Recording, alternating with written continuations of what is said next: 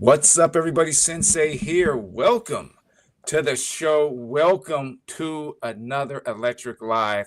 And we have a very, very, very, very special guest. We got Ricardo Medford from the Toronto E-Riders. We got GreenMasterMike, who's always here in the trenches doing his thing. And guys, I want to thank everyone for coming in and spending your Friday evening with us. Happy 4th of July, Independence Day. You're going to hear some boom shakalakas in the back. Yeah. Come out of me. But Well, I apologize. As long as they're not drive-bys, we're good. I know, right? And again, thank you so much, everybody. And Ricardo, again, dude, thank you so much. You're always here. It's good to have you on the show. Yeah. Live, actually, because you're always watching us and supporting us. We appreciate that. And so we're going to give the stage to you. The show's all about you tonight. And just give us a little bit of, let me give you a good question here. So how did you get started? Okay, so riding the UCs. Okay, so that is so I was dating my girlfriend at the time. She was working, well, she still is a professor, but she does city planning and environment. Mm-hmm. And so I have a sports car, and she's mad about that, because like I can't drive a sports car around her. So all that nonsense. So anyway, so I said to her, I'm going to get myself a bike, So I went and looked at some electric bikes and so on, and then I looked at electric scooters. And then we were driving one day in Toronto, and we saw these guys, like party guys, on electric unicycles just whizzing across this local college. There was like 6 or 7 of them, and I'm like, wow, that's cool. And she's like, yeah, that's cool. I'm like, I want to learn to ride one of them. And it just happened to be it was Brett Brownlee and that group. They were all Toronto E-Riders. Mm-hmm. I'm gonna get me one of those. I'm gonna learn to ride one of those. So I went to went shopping around, inquired about it, and so on and so forth. There's a company called Smart Wheels here that had them. So I went to Smart Wheels. I was ironing about which one to get, and they thought if to get one because it looked good to learn. So they stated that they do free lessons in Mississauga on Saturdays and Sundays. So they gave me, or there's free lessons, or if you pay $100, you'll get that refunded when they give you a certificate to that you passed. But it's refunded in the way of a voucher to use in the store towards equipment or whatever. Yeah, That's cool. So, so you can either do it for free, or you can make a commitment and give them $100. So I gave the $100 commitment, and then I started going down on Saturdays, and then I was trying some Sundays, but it got a bit challenging because I go to church on Sundays. I live my life, but I always go to church on Sunday. Good, nice. So my daughter came with me, and so she came with me on lessons, and she was encouraging me, to continue doing it. So it took me my first lesson. I almost gave up. It took me an hour. It was about 2 hours just trying to, like balance and like go forward, come back, go forward, go back. And then in the last 15 minutes, it clicked. There we go. Yeah. And I'm like, now I'm liking this. Yeah. So I went back the following week and kept on going. And then I was inquiring about unicycles, and I actually saw a V11, a brand new V11 with 70 kilometers on it for sale in a place called London, Ontario. Yeah. Okay. And it's and I'm like $700 because I was going to go and buy one for like $2,000. Yeah. Yep. 2,000 plus. And so when I saw this for $700, I said to my buddy, he's a pastor. I said, "There's something wrong with this. Yeah. I think it's not quite legit, but let's go and see. So we left church on this Sunday, and then we went straight down to London, which is about an hour. It's about an hour and a half from the church, right? Mm-hmm. So we get there, and it's in this new estate, and this house, and we couldn't find the house number, and so we thought it was a fluke. Right. we thought they were trying to like, you know, someone was gonna like rip us off or whatever. So anyway, we eventually found the place, and what it was, there was a guy, he'd moved to London from China, and he came to London, Ontario of all places, but it was boring there, and so he was going back to China. So he was selling everything in his house. Yeah, like he was selling like sofas, Murphy beds, everything, all real good stuff. That's so he had an electric bike and he had a unicycle for like 700. It was $750, and I was going to bargain him down. I thought that would be rude, yeah, because you know, because that's a steal. Yeah, 70 kilometers on the thing, right? So wow. So I said to him, yeah, I'll take it. I didn't care if it worked, if it didn't work, or whatever. It switched on, it looked good, and so on. And it's like, and I took it home, and it was perfect. So I learned to ride. So I learned to ride on that. It's funny because the first time I tried it, it was in the hallway of the condominium buildings with my daughter, and I got on it, and I'm just holding onto the walls, and I went to hold on underneath, and I hit the kill switch. There you go. And I keel over, and my daughter's inside. She goes running inside to her sister, laughing. She gave the most hilarious laugh ever. Yeah, and she was choking with laughter. But she was even more encouraging after that. You know, good stuff. And she, you know, we'd go down in the underground parking to wash our cars, and she'd be like, "Bring your wheel down, so as I can." Oh, that's cool. Work. Yeah, so I mean, she's a teacher. That's her profession. But so by nature, she's like, okay, bring your wheel down and just like run around and so on. And that's what I done. I took my wheel down and started pitting around the car park. There's like hardly any cars down there. And then I, go to my lessons and then use my unicycle, like to run down the store and back and so on, and just like go down trails and things like that. And, eventually after about 7-8 months, it was like I kind of mastered it and went and bought a Lynx. Yeah. Look at that. Yeah. Wow. Okay. Nice. I was going for a pattern, and my buddy in Mississauga, he said to me, he said, nah, he said, the pattern's too small for you. And this was a time when the Lynx was coming out. He said, get yourself a Lynx, just wait and get the Lynx. So I tried the Sherman S, didn't quite like it. I tried quite a few wheels. And then when I tried the pattern, I loved it. I fell in love with it immediately. And he said, if you like the pattern, get the Lynx, because it's not far off, And then so I ordered a Lynx, and it came in, and I got on that, stuck a pedal lowering kit on it, with a street tire, and I just started getting better and better and better after that. And then I was going to get this Sherman L. So I put my Lynx up for sale before there was an exodus of people just pushing their Lynxes on there to get Sherman L's, because I knew that was going to happen. I didn't want to be left in that, in confusion and just get nothing for my Lynx. So I stole my Lynx. And then a buddy of mine, because I used to hate Pagode. We used to not hate them. I used to trash Pagode all the time. Yeah. And it was just No, I used to trash Pagode, and it was and one of our riders from Mississauga, he says, listen, stop trashing Pagode, because if you haven't tried it, don't knock it. So knock it till you try it. Correct. So I was just going from what I heard and so on and so forth. I'm like, but maybe I'm hearing from the wrong sources. Maybe I need this. I'm hearing from the right sources. So it's guy Glenn. So Glenn and I, we had a bit of banter, and he said to me, like, you got to try the Pagode. So a buddy of mine had an ET Max, and he let me try it. And then he was going away, and he said, like, and then we got a deal, if you try it, if you drop it, you got to pay for it or whatever, But so I tried the ET Max and just fell in love with it and took it. I just went straight for the ET Max, and now I'm just hooked. So that's your current chariot right now, your everyday ride. Okay. Yeah. All right, good.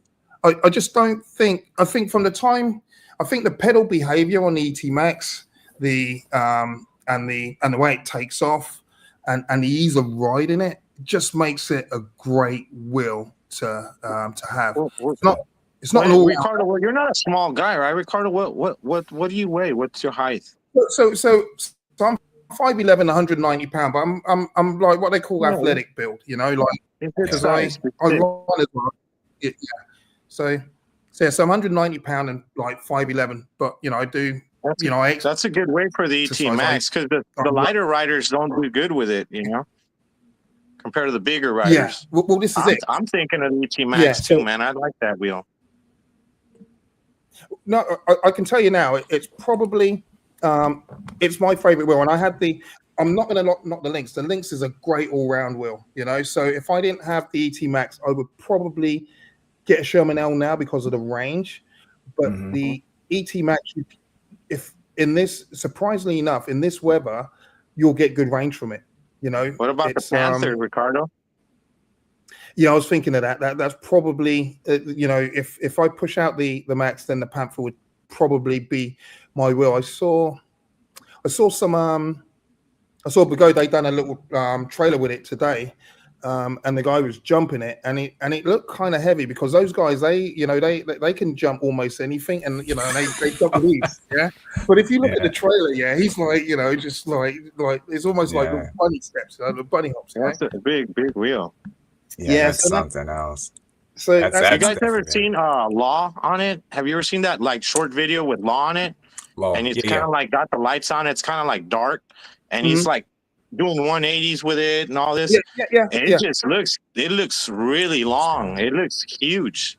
Well, it's a pretty it's a heavy wheel as well. So it's not going to be for everyone, you know. So it looks big, you know, tall, and it's heavy, you know. But the good thing from what I've heard, it's not top heavy. It's kind of got good, you know, it's well balanced to people that's rode it. I mean, Erwin, like Cobra rode one, didn't he, when he was in China? Oh yeah.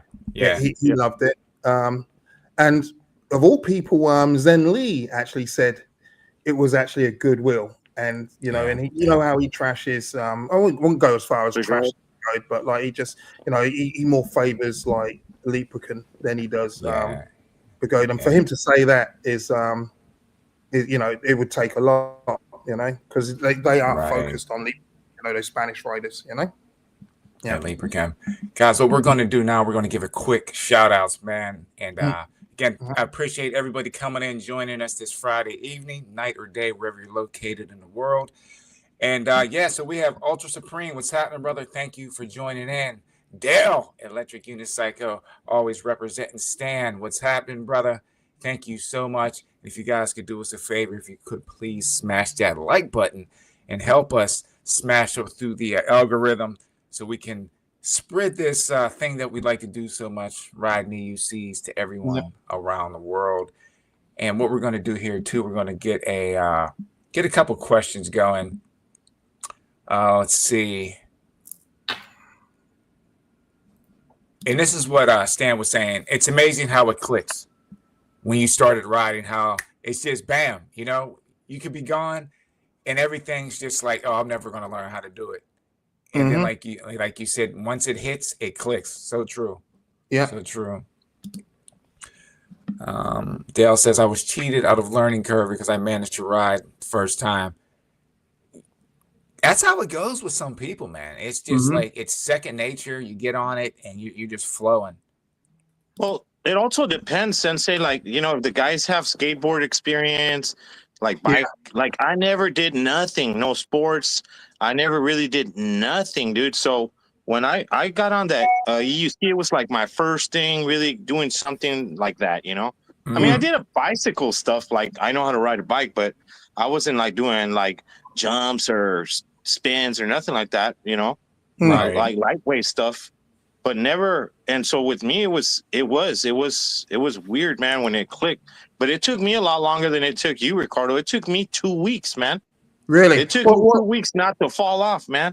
Well, listen, I said it took me an hour and a half. It took me like 3 hours to get the grips of the thing. I didn't say I was riding, you know, like well and things like that, you know.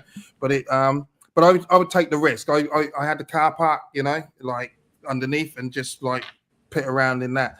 So yeah, it took me a couple of weeks as well until I got really, really confident on it. And even then, I was stiff, you know, and tense, you know.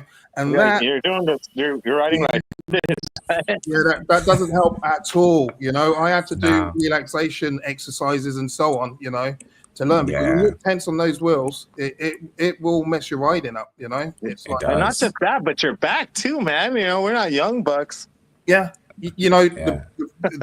the palm of my feet were killing me, you know, because I was so stiff, and it was just like everything was just tense, you know. I'm turning Yeah. and stiff and stuff, and you just got to relax. You just got to relax and just let go and just trust the wheel, you know. But it took Yeah. me a while. That is cool, dude.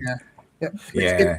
It's funny that you said that, because I was riding the other day, just a few days ago, and I saw this guy. He was, you know, he's just carving, you know, and just like riding, just going along, and all he had was a TSG helmet on, and I rolled up to him, and he was on a Nosfit Aero, a new one, but he was riding it. Yeah. It was like he was riding. You know, he looked like a professional. So, you know, I stopped him, as you do if you see someone else that's riding, you know. Yeah. So I stopped him to, you know, find out a bit more about, you know, where he's at and so on and so forth. And he told me he only just got that wheel. It's his first wheel. He's had it for a little over a week, and he's That's crazy. and he's riding it like, you know, with confidence. Like, and I'm like, well, first of all, I said, I don't want to, like, I said, gear up though. I said, like, get yourself some wrist guards, and some pads, some elbow pads and some knee pads, You shouldn't. He said, no, I'm good. I said, no, just do it, Just don't, you just started, but you know, get yourself some gear, Get geared up. Yeah, but then he told me that he came from snowboarding, you know, so if you got that muscle memory and that, you know, and that relaxation, that falling down memory type thing, you know. Yeah. It definitely helps becomes out. easy. Yeah. Now, you've been riding for how many years now? This will be my second year. Yeah, my second year. Fantastic. You're in Toronto, and you're riding with the group Toronto E-Riders, right? Yeah. So here's the thing. So the Toronto E-Riders are very, very supportive. You know, so you got Brett Brownlee, you got Shira, and like you call Speedy Kitty Cat, and you got Karen. You got B-Ry. There's quite a few like guys that go out there on the main circuits, you know, racing, all the rest of it. Brett does TEF1. He has his own mini PEV games and so on. B-Ry, he's, you know, he does a lot for the community and so on. So they're all supportive and they all help, and you know, and like, you know, gear you on, tweak your riding skills, and you can ask them anything. And that goes for the groups in Mississauga as well. You know, there's there's guys in Mississauga that I would ride with. If I'm not quite up to par, it's like I don't do trail riding too much, you know. So they just take you on the trail and just like, and you know, a quite tricky trail, but they won't leave you behind. They will talk you through it, you know, and just gear you through it, and just, you know. So it's That's good stuff. Yeah, so you get that. So it's very seldom you'll be riding on your own. If like with the Toronto E-Riders, you know, you can always like post that you're out there, you know, like put your location there, you know, and you're going to see someone along the way. There's a square just here by me on the waterfront where a lot of the guys will meet up anyway, congregate. So you'll get guys there on their Chirons, on their scooters and so on, you know, and any time of the day. So if I just go there and chill, I'm going to see someone, you know. That's good stuff. So you can pick a ride up and just roll, you know. And the same goes for Mississauga. So the community is quite, I mean, we have all types in the community, but they're quite supportive, you know. So so you could be riding for a year, a week, you're going to get support, you know. And I think that's what's good about the guys in Toronto, and that's what's good about the guys in Mississauga. They're very supportive, you know, and very they accommodate everyone, absolutely everyone. That's a good thing. We have a couple of groups where we chat with the Mississauga bunch. You know, we fight amongst ourselves, but we fight amongst ourselves like a family, you know. Right? Yeah. Like we'll be cursing each other out and stuff, but like, you know, and you see each other. It's like it's almost like you forgot what you said the day before or 5 minutes before the meeting. You know, it's just like, you know, buckle up, let's go. You know. Yeah. Good stuff. Good. I do have another question because I know EVs is on the other side. That's British Columbia, if I'm not Yeah, mistaken. yeah. Now, how's the legal status as far as with you? Do you get any trouble with like police officers or So, you know? so as people say, that's going to be a grey area. So in Toronto, so if I'm riding my EUC, what I do is like I sign up for Uber Eats, or Uber Shopper, or Instacart. So occasionally I put on my Instacart or my Uber Shopper, and I get a ding for an order. Like the main supermarkets right here, I go and pick up everything they need. Yeah, stick it in my backpack. I roll around with a backpack. Stick in my backpack. Go and drop it off. Make a little 10 here, a little 10 there, so on and so forth. You'll come across like the Uber bike guys, that look at you with envy, like because you're just cruising. You get to you'll get to a building and you'll walk up to the actual like condominium like door with your EUC where they got to leave their bikes outside and so on and so forth.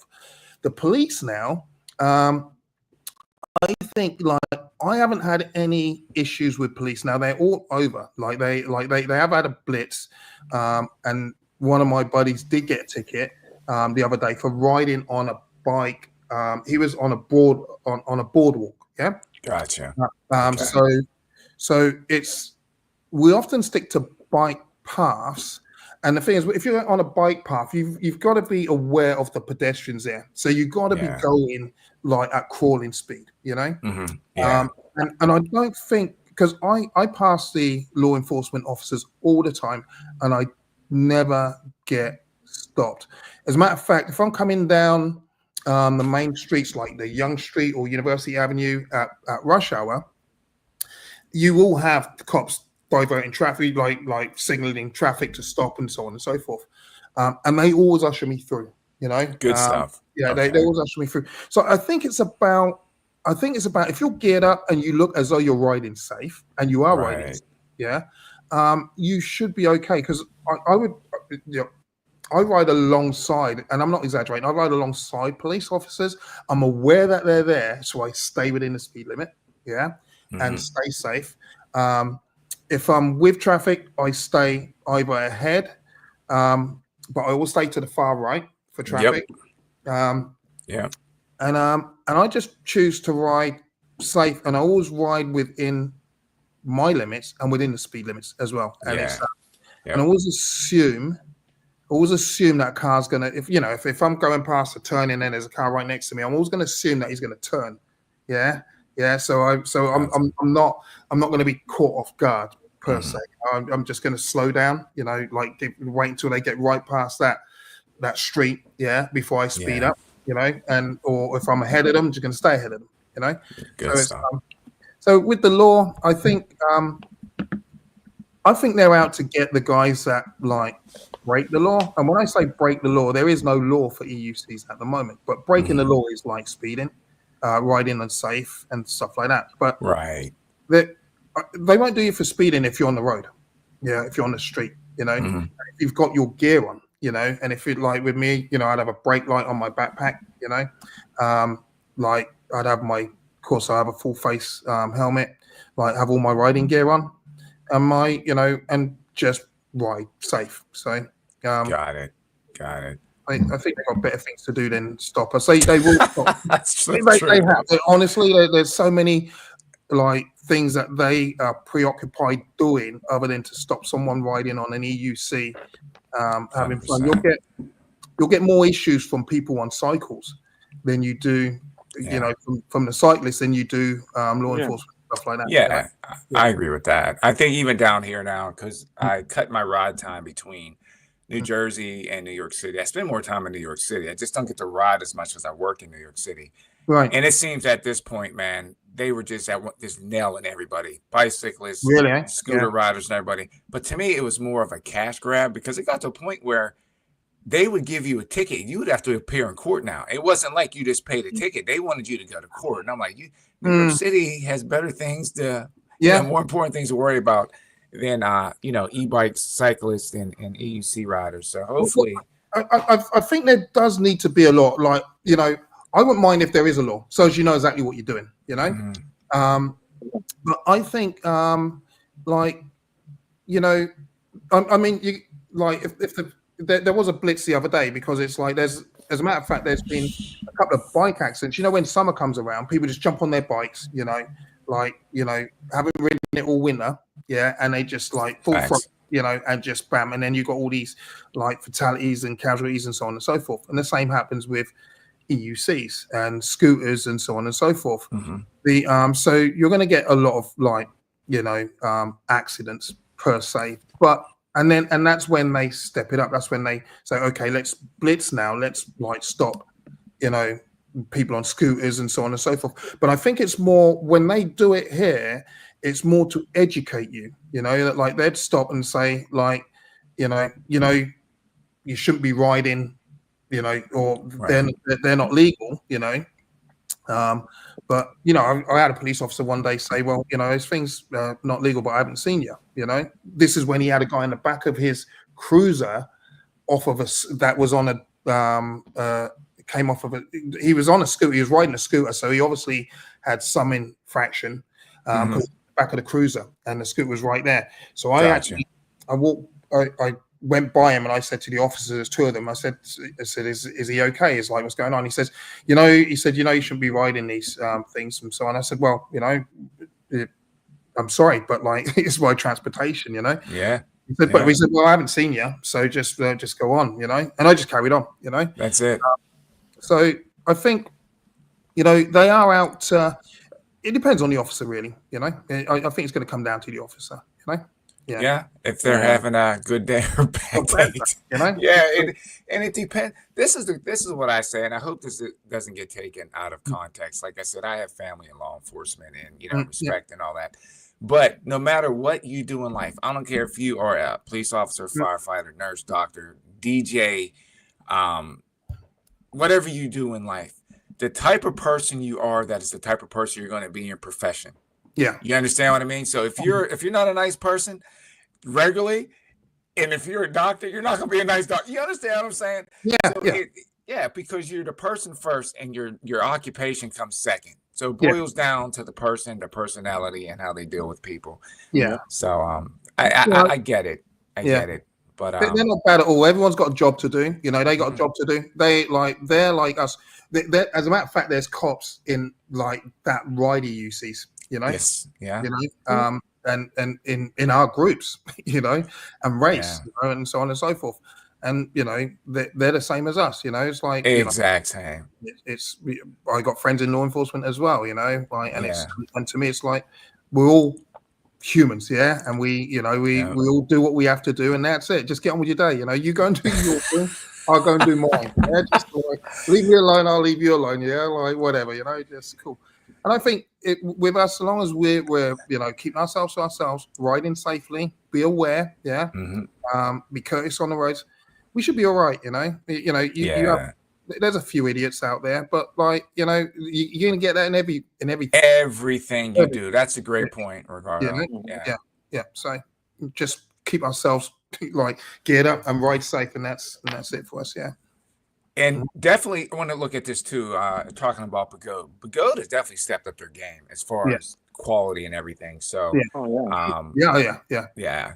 I think the thing with Begode is, I mean, Begode is the race wheel. You know, if you want a wheel to have fun on, get yourself a Begode. You know, like a fast wheel. Like their trail wheels are pretty good as well. You know, I think Leaperkin's like all round. You know, like they pretty much got the like I think they go more on quality than anything else. But Begode's quality is improved like somewhat. Big time. I haven't had their previous wheels. You know, I haven't had any experience, but like you just can't knock, you know, the quality of the ET Max. I've seen. I mean, I had my qualms about the Blitz, you know, with the display on the handle. Yeah. When that came out, I was like, who would put that there? You know, why? Like it's like they're going to be replacing that like every 2 minutes, and you know, that's a fact. Yeah, and it's so I have my qualms with that, and it's not a bad wheel at all, you know. But I'm not going to change my opinion on where that display is. I still think they could have. It was horrible. Place. Yeah, or not have one at all. It's like because to put that there is just like. But anyway, as far as their wheels and quality, yeah, they've got it. And as long as they don't keep on throwing out a wheel every other week, and just concentrate on what they have on hand, yeah, and tweak it, make it better, listen, get some feedback, stop throwing wood screws in the thing, just put just whatever, and they're listening. I think the fact that the Begode is you can see that Begode's listening to the consumer, because that's who we are to them, to the rider, it's emotion's doing that. Emotion does just that. They're in tune with the rider, but emotions more, I'd say they go more to the commercial market. You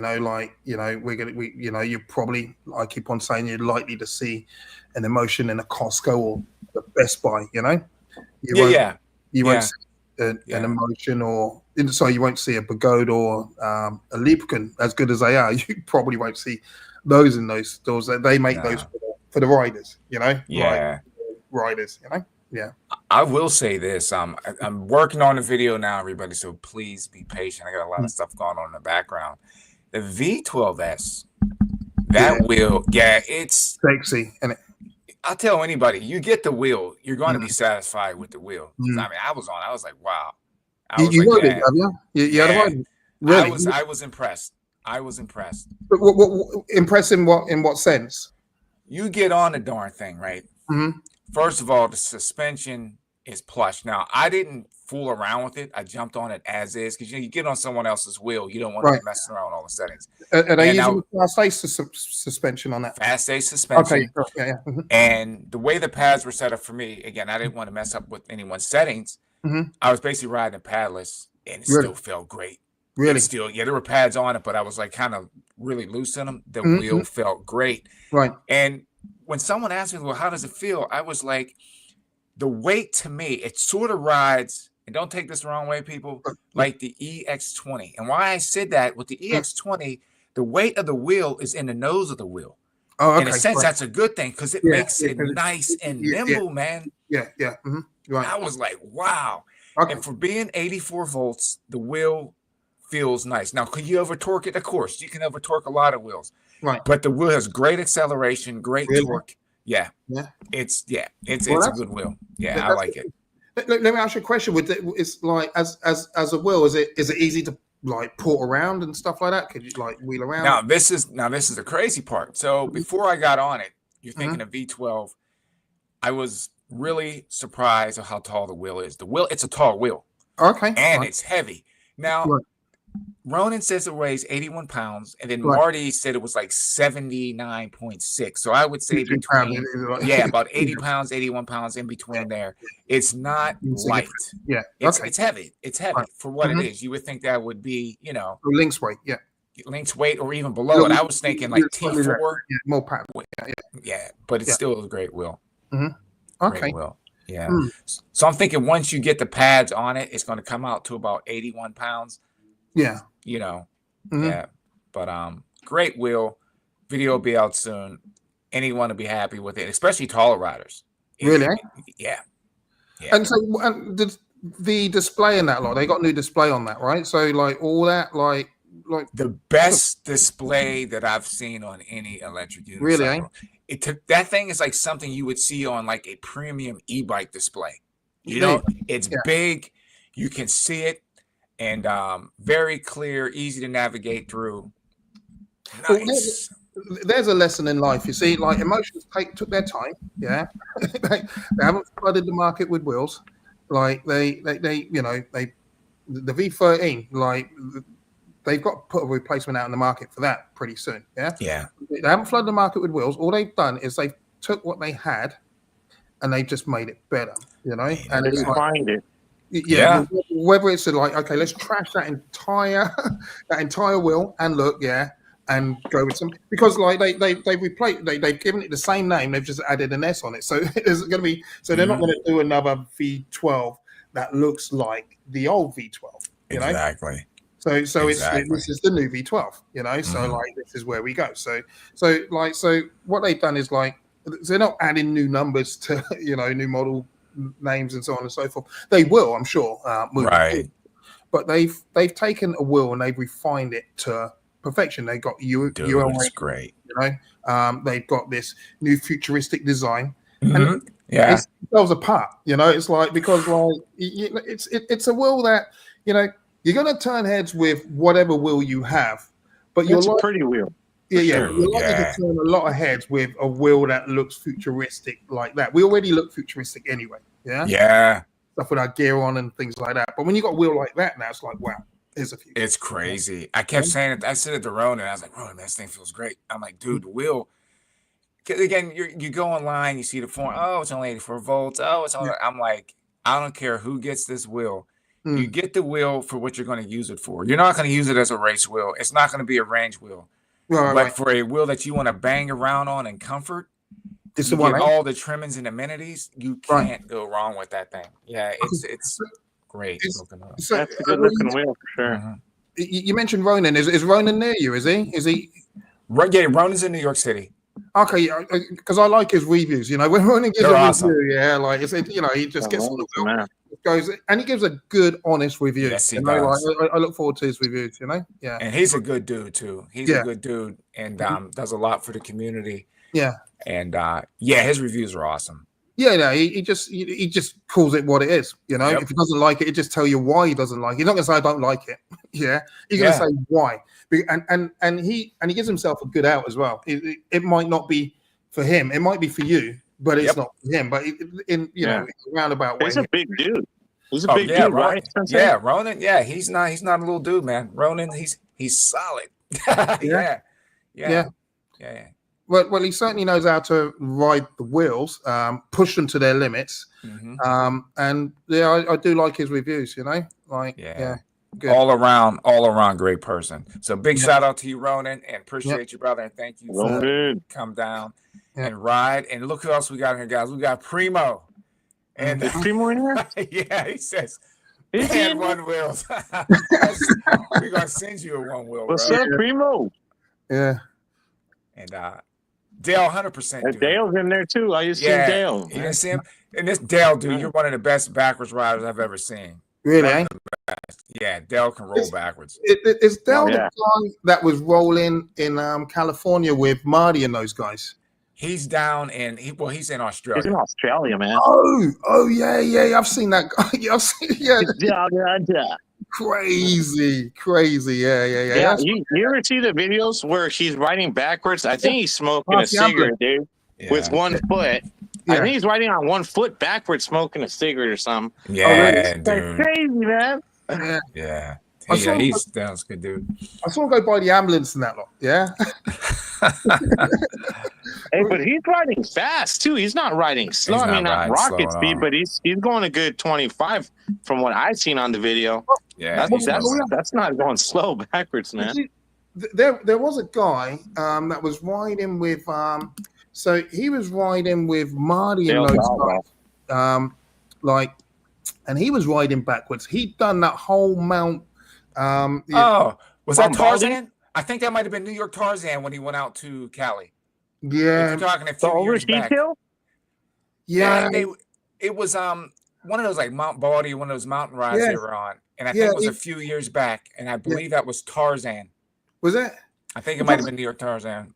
Because there was another video, because Dawn shot a video, and there was a guy in the video, and he jumped on her wheel on ET Max, and he was riding that. Oh, then that might have been another rider. I mean, you got some skill for riders out in Cali, though. He done the whole thing. He done the whole thing. Growing, dude. They're just growing. He done the whole thing backwards. I mean, they got the weather all year round, so they can ride every single day, without fail. We unfortunately, we've got winter, and then whether that be 4 hard months of snow and frost or frozen, whatever. Yeah, you've got at least 4 months of that. So you got to take out 4 months, and then you got a couple of months of rain. So we had 6 good months of riding, if that. That sucks. They got all year. Aaron, yeah, definitely. Aaron's good rider, supreme. He can roll. He's Right. all around, whatever Yeah. backwards tricks, racing. Oh Yeah, yeah, he's solid. Aaron. Yeah, he is. Yeah. I mean, Hey, he's even Simon, what's rode with happening, brother? Don on him on the same wheel, Mm-hmm. facing each other. I think. Yeah. He's talking about the bike. I can't remember who his name. Yeah. Dance House. Don, Yeah.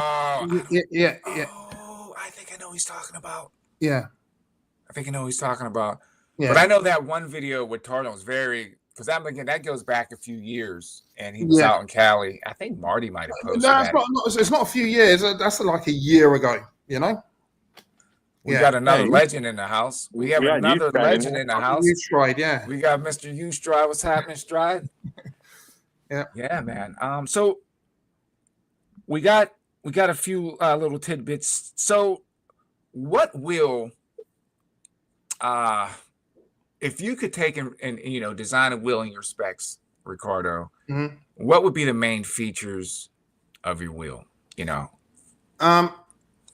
My main features of my wheel would be, see, what I would do, to be honest with you, I would go with an ET Max wheel with more range,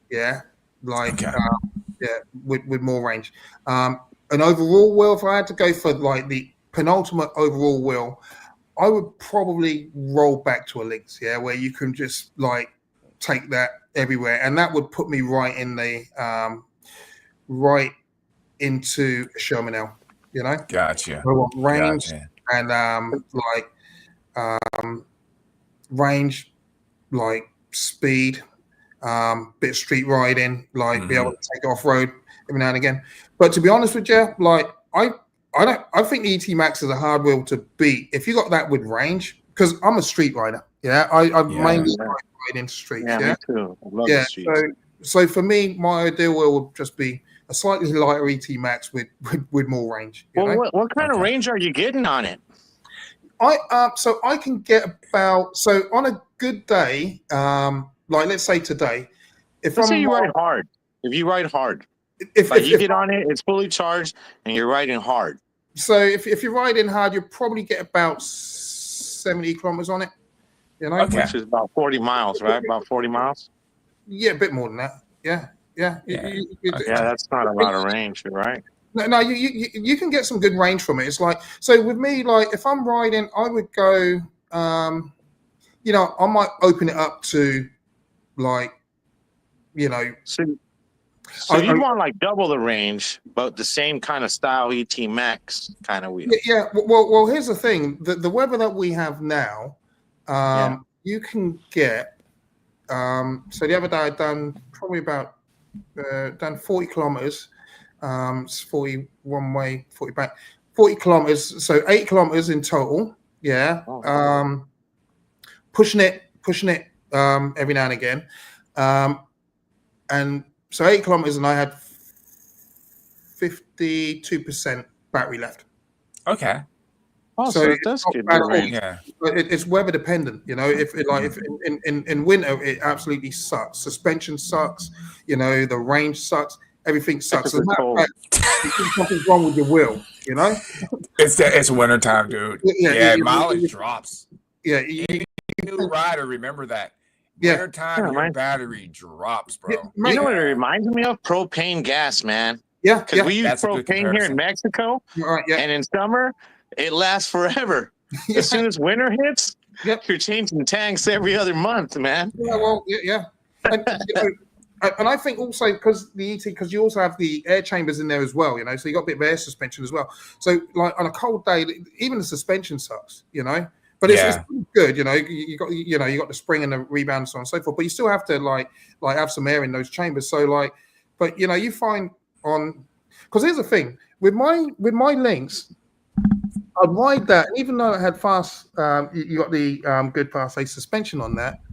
I would actually my knee would be sore after a long ride, I would actually you can feel it in my knee, whereas you won't feel that on the ET Max. Wow, look at that. And the suspension on the Lynx is meant to be superior to the ET Max, and I'll go with that. But for me, it just doesn't but my knee, like if I'm stepping off a links after a long ride, I'm limping. You know, now the ET Max is a little taller than the links too, though, right? Yeah, it sits up high. Yeah. So what's good with that, having being a little bit taller, you're 5'11", your knees are stretched out a little bit more instead of being, so it helps out being a little bit taller. Yeah. Well, I did lower the pedals on the links, you know, so I did have that, you know, so it wasn't that bad, but it's surprisingly enough, the suspension on the ET Max is better, for me anyway. Wow. Yeah. Than what the Lynx is, and the Lynx has got great suspension. But the thing is, like, you get on that thing, you feel like a kangaroo. It's so bouncy. Yeah, you got to dial it in pretty good, right? Yeah, it's like the tire's also bigger, isn't it, on the ET Max than the Lynx, or is it the same size? Well, are they both 20-inch wheels? I think you have a 90. Isn't it 90-90? It's a 14-inch 90-90. Yeah, 14-90-90. Yeah. And I think the Lynx is probably at 80. Yeah, it's a little smaller. Yeah. So it's So that helps out a lot too. The stability.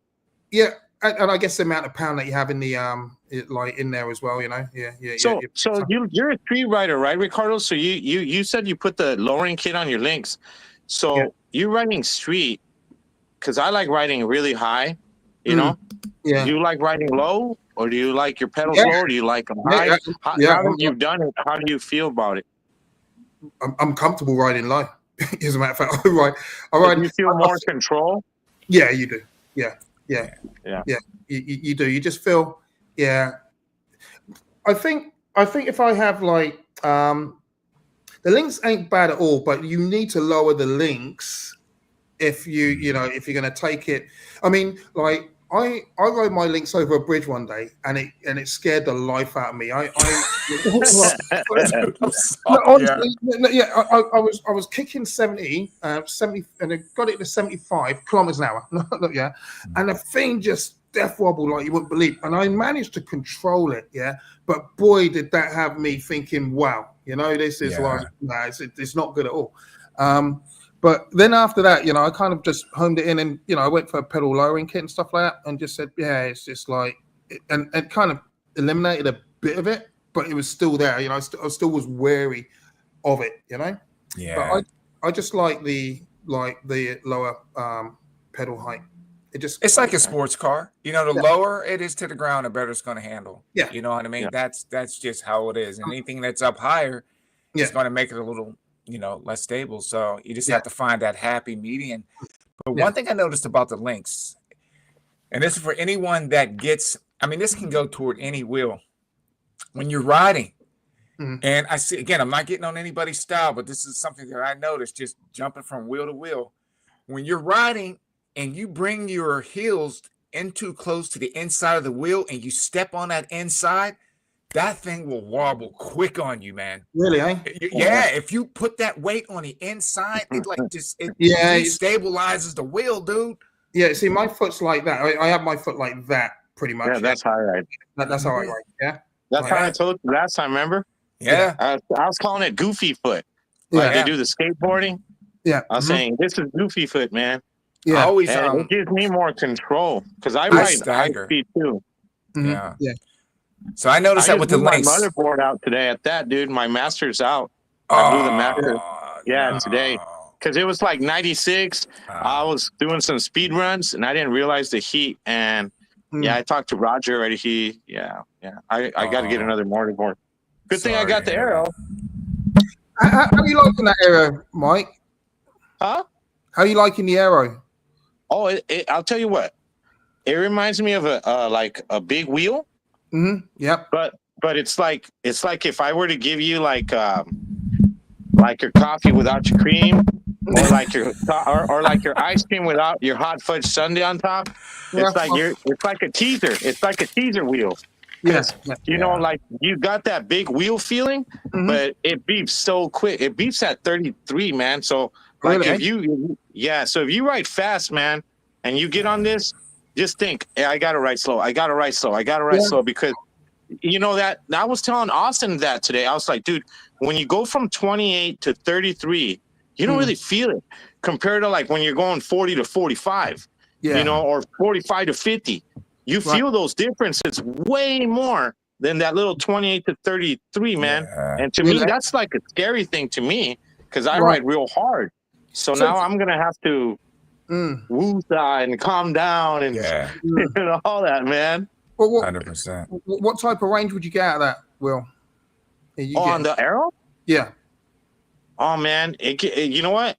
It gets really good range, man. Because the other day, Austin jumped on it and he did like 20 miles on it, man. Really? And it still had 44 or something like that on it, 46%.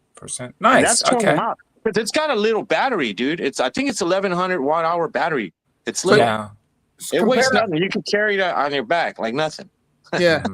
Because it's actually I met Jack. He's quite a good guy, you know, because he listens. Yeah, he's cool dude, man. The pedals are great. The pedals are great. I don't know what anyone's talking about the pedals. Right. The pedal, the way it looks, the suspension, man. I've done like 2-foot drops. Yeah, I don't feel them as much as I do with the Master. And the Master has a DS200 shock system. I bought that for the Master too, so it has a better suspension than the stock. But the suspension is sweet, and that hybrid tire, it doesn't railroad too bad, you know. But it's I don't know, maybe we need a different tire on there, you know. But it other than that, the lights are awesome. The lights are awesome. Super bright headlight, and then the brake light, it's real bright, and you could put it on just red.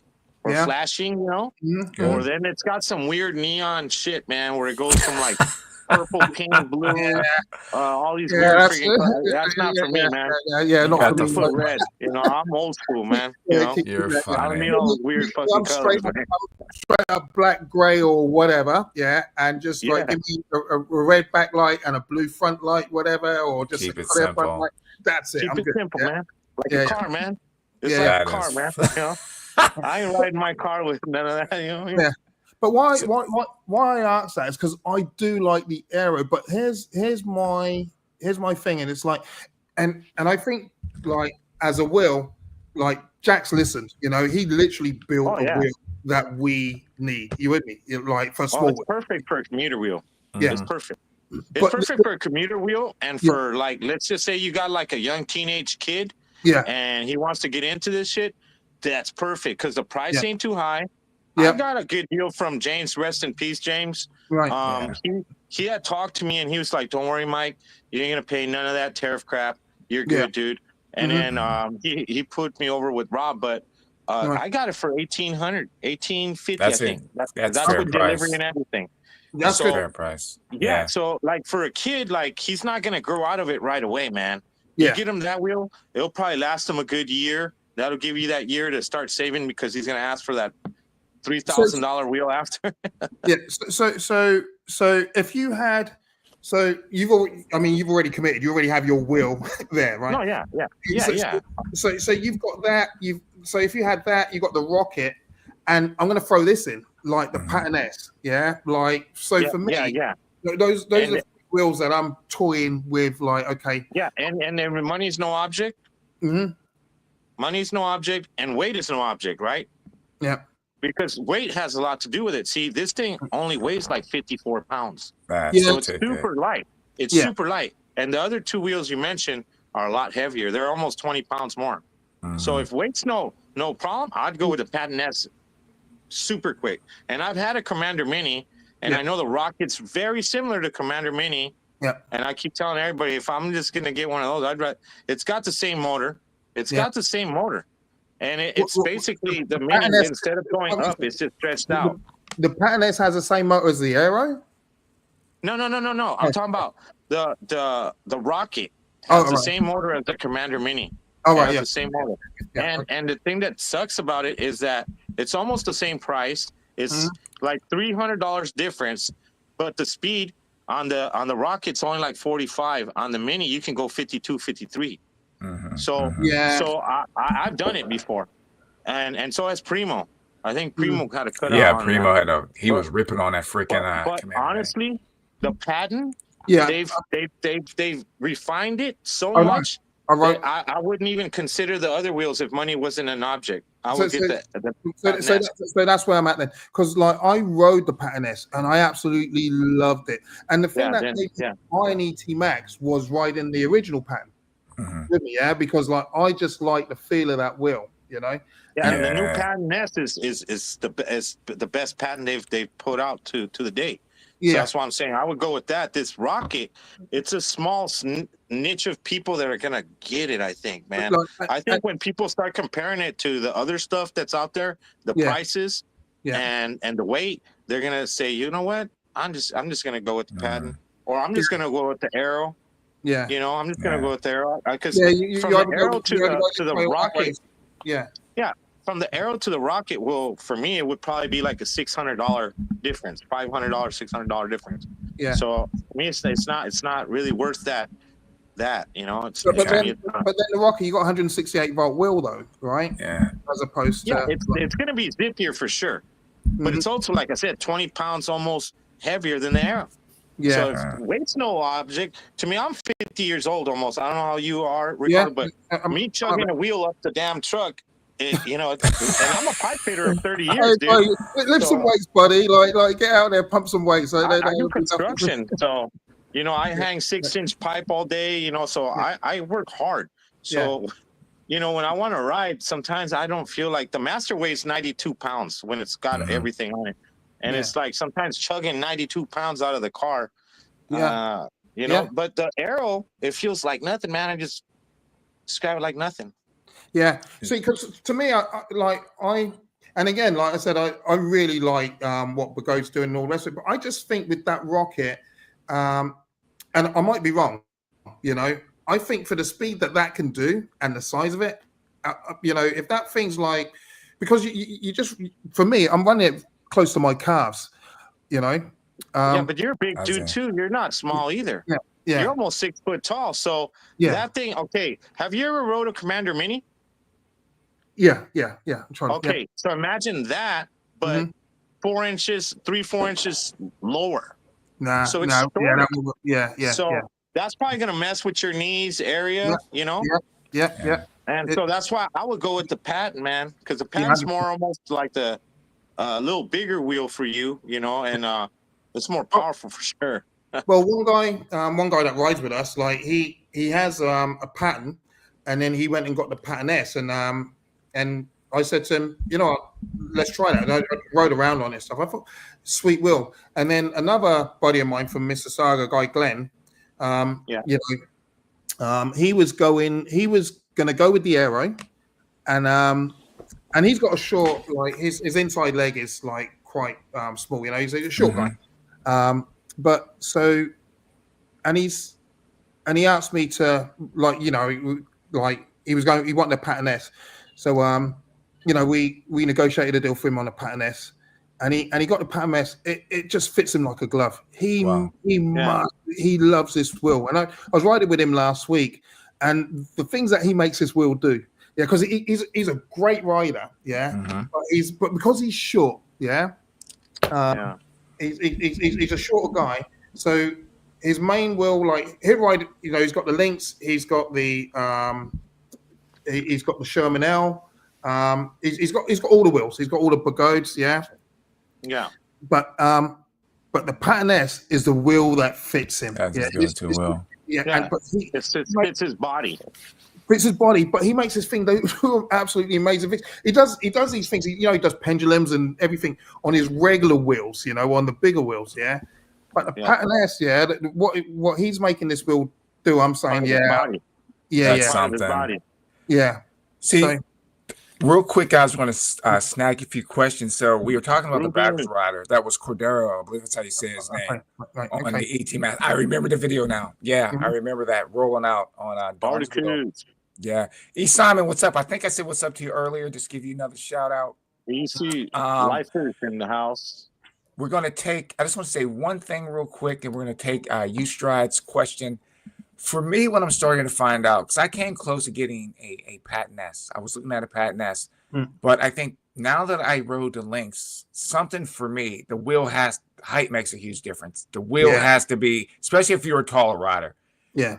I was always going to get in small wheels, the shorter wheels, but once I got on something that fit my height, I'm like, I gotta take that into you keep that wheel forever. That's right. a good wheel. Yeah, man.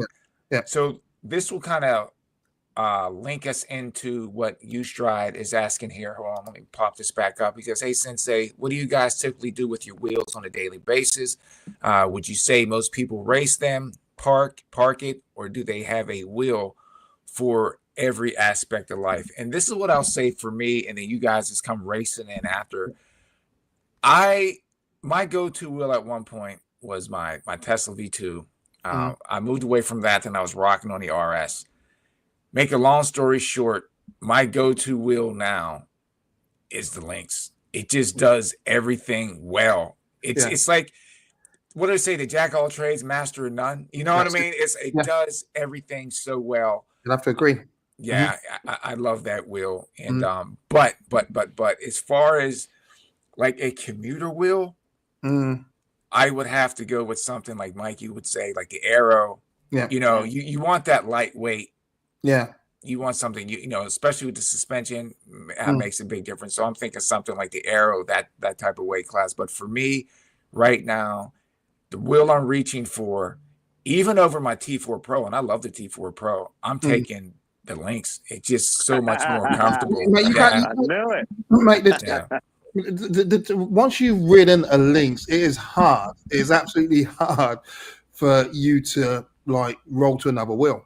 You know, it's tough. Yeah, I did go down the other night though. I will say that. I'll practice it. We all go down. I went down 4 times in one night. Carry on, go. But I went down in slow motion. That was a funny thing. So it's even worse. Yeah, I've been there. I'm doing a seated riding. So now I'm doing the transition from standing to seated. And I got it. I did it like 3 times. And I went to do it the 4th time. I went to sit down and I sat out too far off the edge. You got cocky, didn't you? Yeah. And everything went to slow motion. I went down and I just ended up underneath the wheel. I wasn't feeling out. Yeah, it was kind of hilarious. I hope you didn't have an audience. Nah, dude, it was late, dude. I was out there. Okay, that's good then. Yeah. It was after 12. I think after 12 was out riding. So yeah. It didn't happen. It didn't happen. It didn't happen. How do you feel about that question, Ricardo? Hey? That Eectric's thrown out. How do you feel about that question? Do you think it should be like one wheel for everything, or racing, or what? What do you think? Yeah, well, so if there was one wheel for everything, I think. No. I mean, is that what you would want? No. Or how would you want it to be? No. I would have my like I said, like the Eectric Max, probably my fun race wheel and stuff like that. I'd, you know, like do my like long runs, you know, if I want to go fast riding, bit of stress relief. And I would get like something like the Pattern S or the Aero to do like the running around. But I think I would go more with Pattern S. You know why? Because I want to do a little bit of trail riding and off-roading. And I don't think the Aero, although it's a nice wheel, I think the Pattern S is more geared to that, you know. So like, you know, where I can just like, you know, have a hybrid tire on there and just like take it on some trails, you know, and stuff, and just use that as my little run around as well, you know.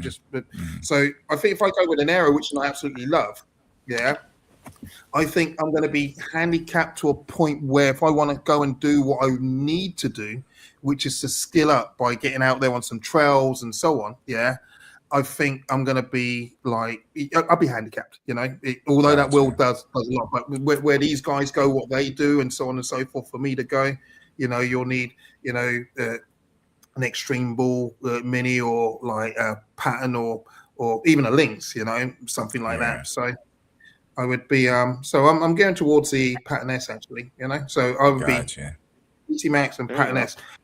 And if I didn't have the Max, I would probably get an L. You know, I went right.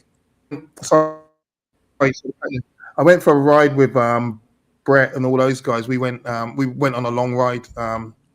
It was a sporadic one. It was just like, you know, I went to see my buddy who was running a 10K race in Toronto. I was coming back from that, and I saw Brett and a few other guys in the square here, all gearing up. They was going to go and do this long ride out to Hamilton, which is like about 100-kilometer run. Yeah, Mhm. and That's back. a good ride. And on a Saturday morning, and it was just, yeah, and it was just a sporadic thing. You coming then? I'm like, you know what?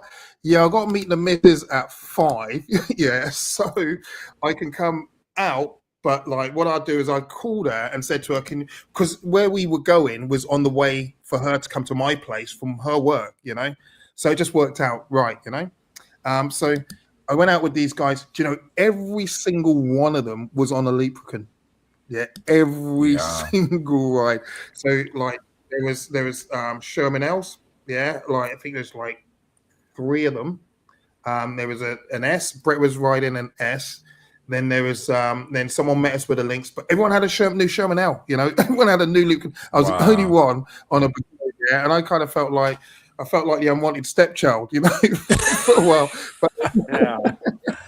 but it was all right, like it was welcoming. Like it was just fun. But for me saying that, but it's like, yeah. But everyone had a Eectric L or Sherman S, and there was one Lynx there. So like. There's a lot of Eectrics sold here in Toronto, an awful lot. A lot. And this is the thing too. We had comments talking about like the pedal lowering kits, and that goes back to what you were saying, Ricardo. For me, the lower the pedals, the better it's going to handle. Big shout out to EUC Lifer. He went down, man. Wishing you a healthy, speedy recovery. Okay, and Ooh, good dude. What happened? Good. He said, let me get this up here.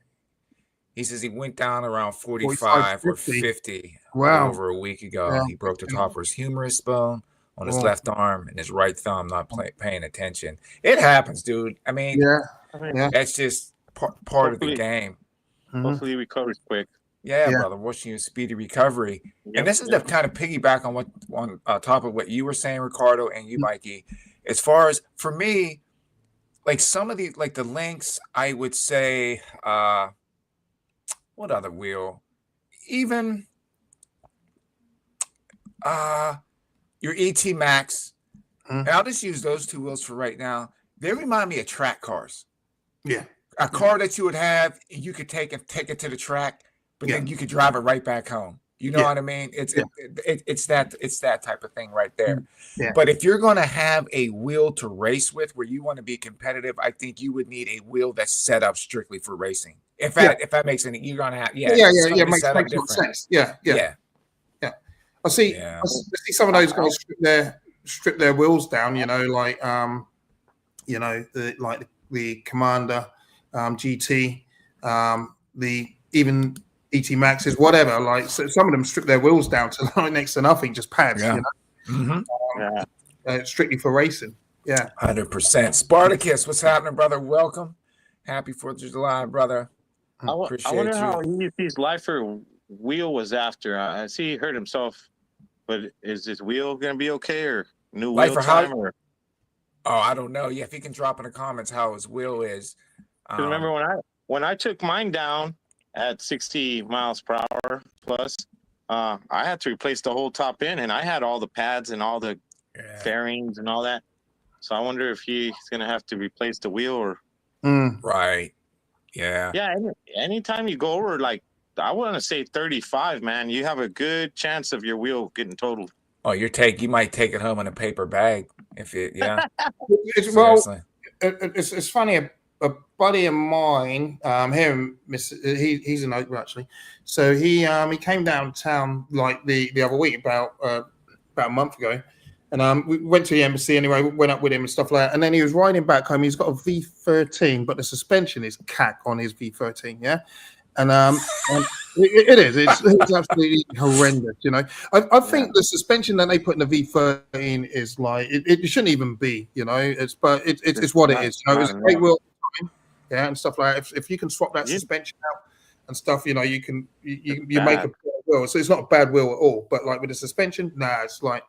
Anyway, he hit a pothole, and the guys had to go and pick him up. He had to go to hospital. So he was he couldn't walk, none of that, but he's walking now.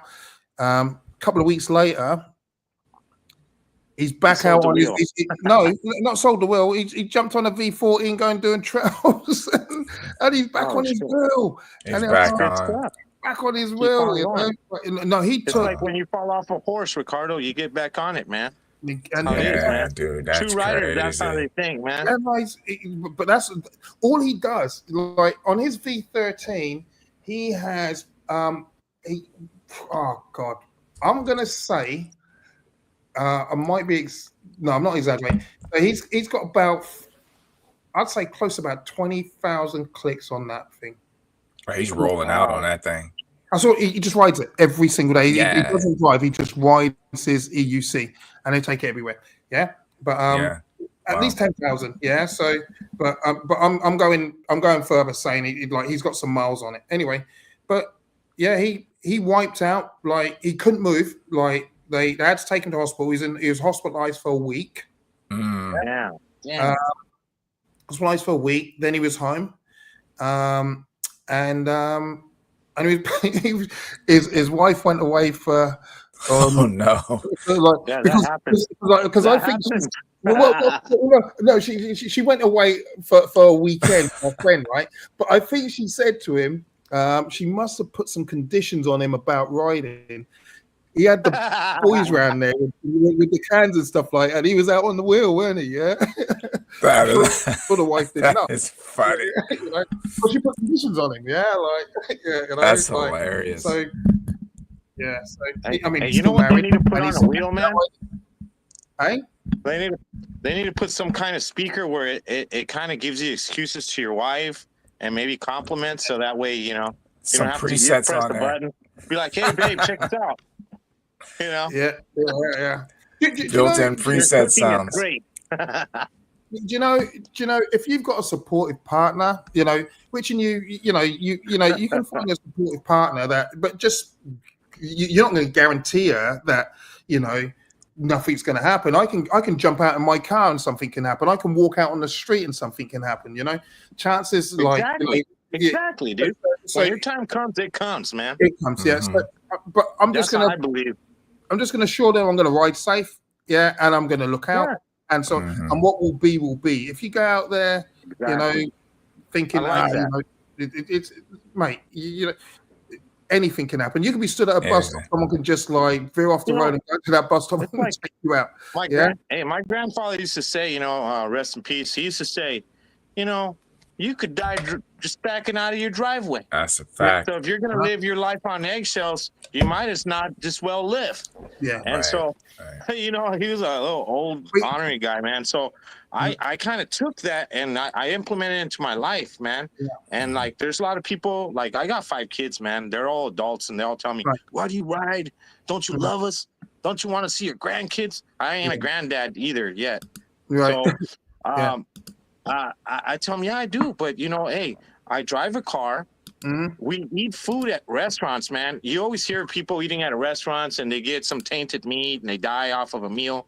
I don't know what you're eating. You can't live your life like that. That's no way to live life, man. Yeah. But it was funny what you said is his wife just went away. Oh, my God. We got to get the excuse button on there, man. When the cat's away, the mice will play. Yeah, dude, Johnny. Yeah, I watched Johnny's video. He was ripping on the 46 miles per hour on the rocket. Yeah. And he's a good rider, also. He's a really good rider. What was his take on it? What did he say about it, though? I don't want to. I didn't get to watch the whole thing. I was kind of skipping through it because I was watching it today, but I wanted to get ready for the live. So, but overall, again, it's he has pretty good things to say about the wheel. Again, he's a pretty good reviewer as well. You know what I mean? To say about most wheel. No, actually, no. Yeah. You're right. Yeah, he's pretty fair with his assessment of wheels. He's pretty fair. Yeah. Oh, my fault. Road Trip, what's happening, brother? Welcome to the stream. 46. This is for you, Mikey. Can you swap pedals like the Aero and the NOSFET? Can they swap or no, the pedals? No, they're different. They're different. Yeah. They're their own thing, dude. Their own thing. Because, you know, I was like, I told Rob, hey, Rob, can I get the Leaper Kim pedals? And he's like, no, you can't. Because eWorks makes like the same kind of pedals I got on the Master V4. Mhm. They make like that kind of like lightweight. I forgot it's made out of glass something. I forget what the hell they call Oh, it. okay. But it's so light, man. Like it weighs like nothing, man. The And pedals. it's strong as hell because I had it cut out, and it only you remember it only cut out a little chunk of it off, but still been riding it another 1,000 miles like that. So yeah, man. Is yeah, it they're not nylon? interchangeable. Nylon and No, it's fiberglass, something Mikey? glass, man. I forgot what it's called. Something glass, and they use it now in all kinds of stuff. Okay. And it's like supposed to be as strong as steel, man. But Look at that. Really? Tickle But me I Dumbo, can't what's wait till happening? He I says can't he. wait. Oh yeah, the Commander Is Mini it? is a C38, and then the Rocket's a C40 motor. Yeah, Is yeah, it? yeah. You So, sure so, about that, Dom? so No, what? yeah, it is a C40 in that. I heard they were the same. Nah. There's, if I'm not mistaken, this is C40. I believe it's a C40 in the Rocket. Or is it the battery? Is it the battery? The battery's That's not the that big same? in that thing. The batteries No, I are mean, small on those wheels. No, on the Rocket, it's not this. It ain't the same size as the Mini. No, the Mini's battery's bigger. Yeah, it's like 2,400 watt hour on the Yeah, Mini. the Mini. Again, the Mini still holds its weight, dude. Yeah, the Rocket's gonna be a good wheel, but I don't know, man. If you're into that off roading, Ricardo, and you felt that Patton S and you felt good, just go with it, man. Just go with it. Yeah, man. Go off that first instinct, because you start like checking around, and then you're like, okay, I'm gonna go with this, and then you might regret it, man. You know, Right. You had a good thing with that Patton S, because when you asked me the question, I mean, if money was no object, then that's the one I would get. Yeah. Well, no, I think it's very good. I mean, like I said, my friend who has one, like he kept on saying, yeah, this is this is the wheel to go for. But like I said, he makes that thing like it's magic, what he makes that thing do. Yeah. I think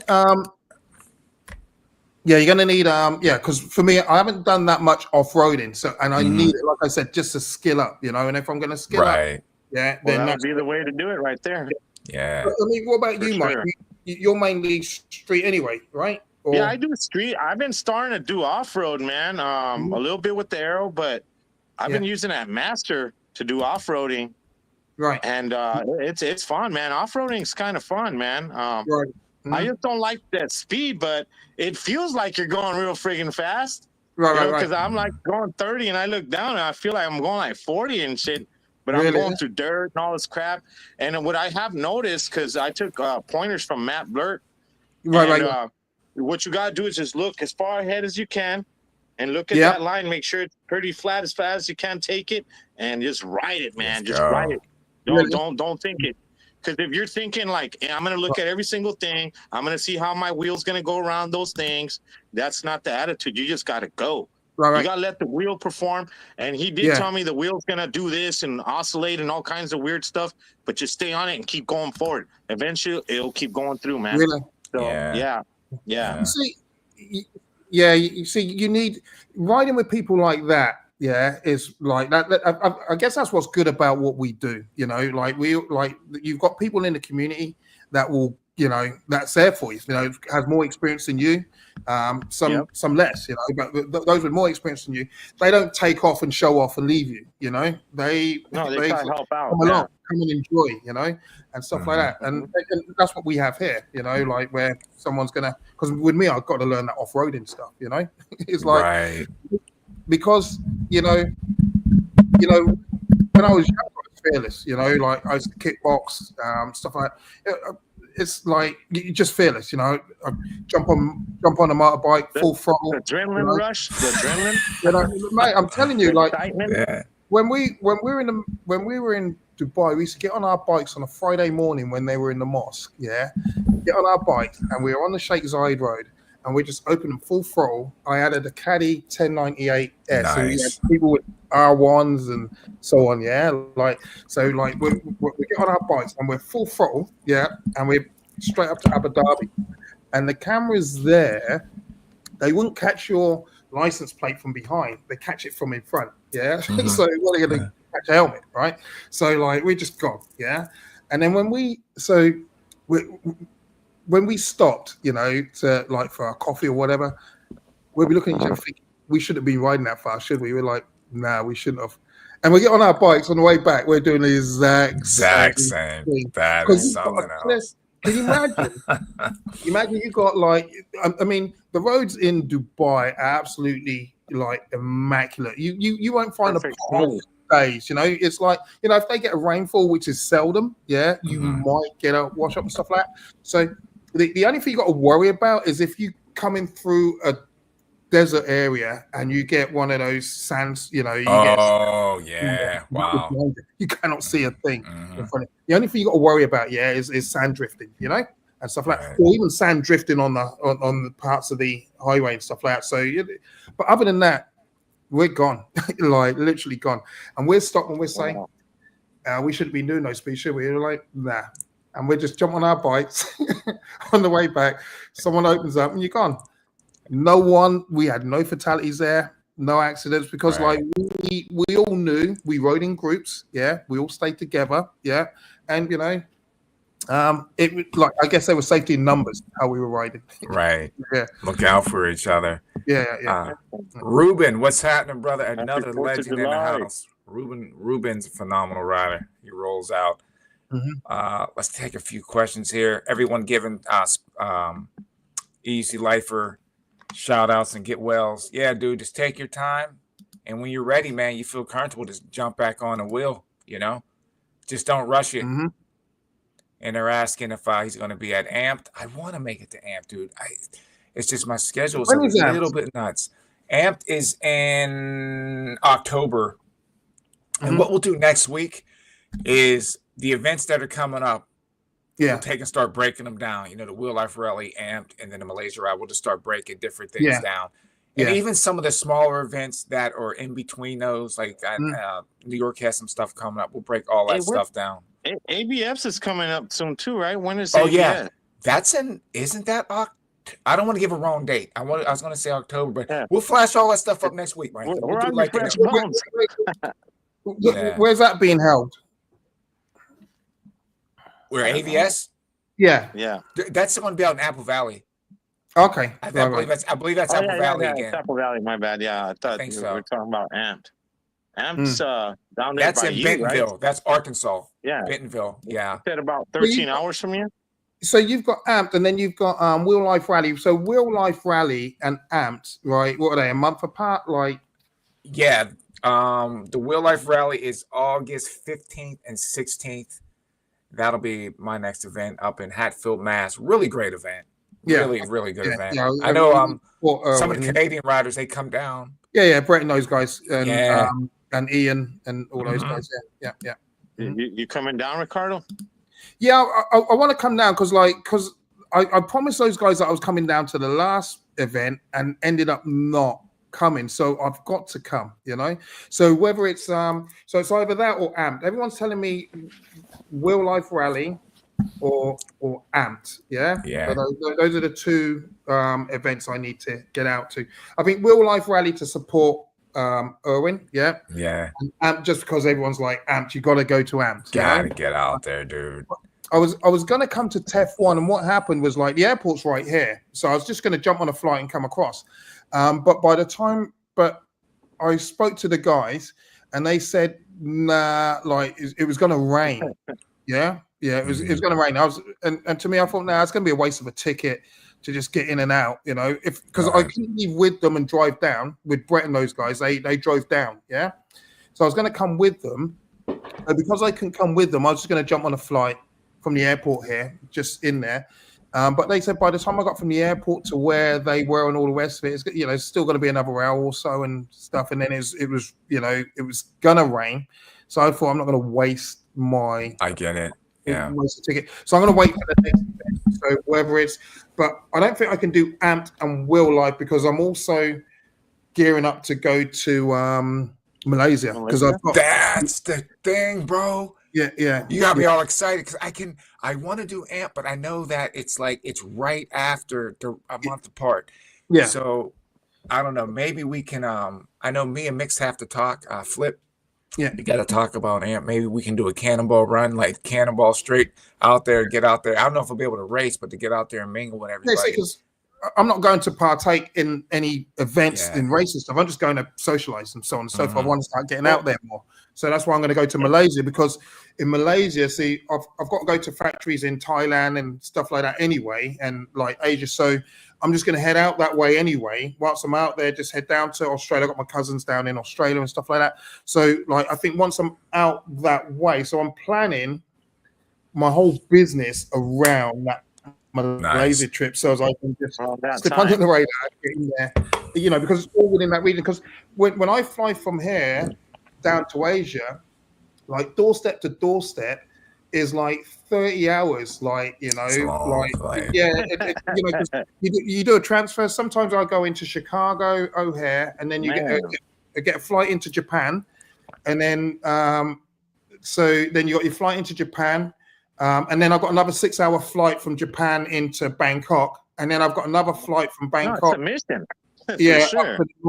up to the northern part of Thailand, where I like work with these factories and stuff. And then, or if I go Korea and so on and so forth. So I plan everything around that region. So because Malaysia's right there on the doorstep, I'm thinking, okay, cool, I'm going to go to Malaysia, right? And I can actually like run that ticket off as a, like, because I'm going to stop there along, you know, on my way to Thailand or whatever. So I can run it from business. You know, some Ricardo? Sorry? I don't know if you paid attention last time when Seth was on the show with us. Mm-hmm. If you sign up to that Malaysia thing, you get like a discount on wheels, man. So you know how you want a Patent S? Yeah. I mean, you ever think of anything else, man? I mean, like, nah, it's all but go though. It's not. Yeah, you know, but here's the thing. Here's the thing. That I think that new 210 volt wheel from Begode that's what I'm saying, might be the wheel. So it's even worth just putting your name down for the discount. Just exactly. That's what I'm trying to say, man. In case you with me, yeah? Because like it's either that or use somebody that's doing it and buy it through them so they can get it for you, and you don't got to pay nothing, man. That's hilarious. You know I mean, it's Sensei's going. Yeah. That is too funny. I think now that all these events are coming together and so on and so forth, because the community's growing, you know. I mean, you guys are legends in this thing. You've been around forever, you know, because like from its infancy, right? So we're just coming into it now, and we're just bringing more and more people. I think the key is to bring as many people along as you can, but like we need to show up to these events and stuff, and just it helps out. Yeah, get word on the street. I mean, this is great. This platform's great, you know, to like network and just find out what's going on and so on and so forth. But getting out there as well, seeing like the real, you know, like seeing yourself. The hands-on. It's just better. It's better moving forward, you know. It's just like, you know, pick up the phone and say, hey, look, we're doing this. Got this guy in your area today, watch out for him, or this guy wants to learn to ride and he's down in your neck of the woods and so on and so forth. It's just if you go to Malaysia, Ricardo, are you gonna race? No, I'm not gonna race. It's like I'm not. Listen, I was gonna race, and Brett was like, he was getting me ready to race and all the rest of it. But when you see what those guys do, I think I'm good. I'm good. Yeah, it's suicidal, bro. They're quick. They're just quick. Yeah. I'm just out there to have fun. You with me? Yeah. I'm just having fun. You know, I like to ride fast. I just want to learn to ride fast but safe, but not to a point where, because I don't think I'm to that level of competition. Because if I compete with something, I always say second place is first loser, and I always want to win. I like that, man. You know? I've heard that before, man. Yeah. That's good, man. That's good stuff. So I go out there to win. So because I know my limits, I'm not even going to attempt to race, Right. But I'm just gonna go out there and have fun. I want to roll with the races, find out what makes them tick, and I want to find out like what it's like, you know, to be able to talk about racing and so on and so forth. You got to try it yourself, but not try it in the sense I'm not going to physically get in there. You know, I can just get on the track and build the track out, you know, and so on. So as I can say, hey, that bend is, you know, you need to bank it this way or whatever, so on and so forth. That's as far as I'm going, you know. Gotcha. Unless for me, the off-road race is a little bit, you know, a little more chill, right? You don't got to go as fast. Yeah, well, this is it. I would rather do the track race than the off-road race. Gotcha. Yeah, me too, man. Yeah. Well, here's like my take on it too, and I think Seth had brought up a great point. So I'm going to combine what Seth had said a couple weeks ago, and then what you had said, Ricardo, and then with Stride's statement here too. So 100% Stride. It's like a track wheel and your everyday riding wheel. The setup is completely different, and I think that's the same thing. Yeah, you find out like, okay, it's fast on the street. That means it's gonna be fast on a track, and I think we all find that out. And as far as like with the racing, I know Seth was like, I wasn't going to race in Malaysia, but he's like, dude, just do it. Just go there and race your own race. And me, I know I'm not going to push as hard as Aaron and Show and all these. I'm just not going to do that. But at the same time, I know if I go and I get on a track, I run hard for me.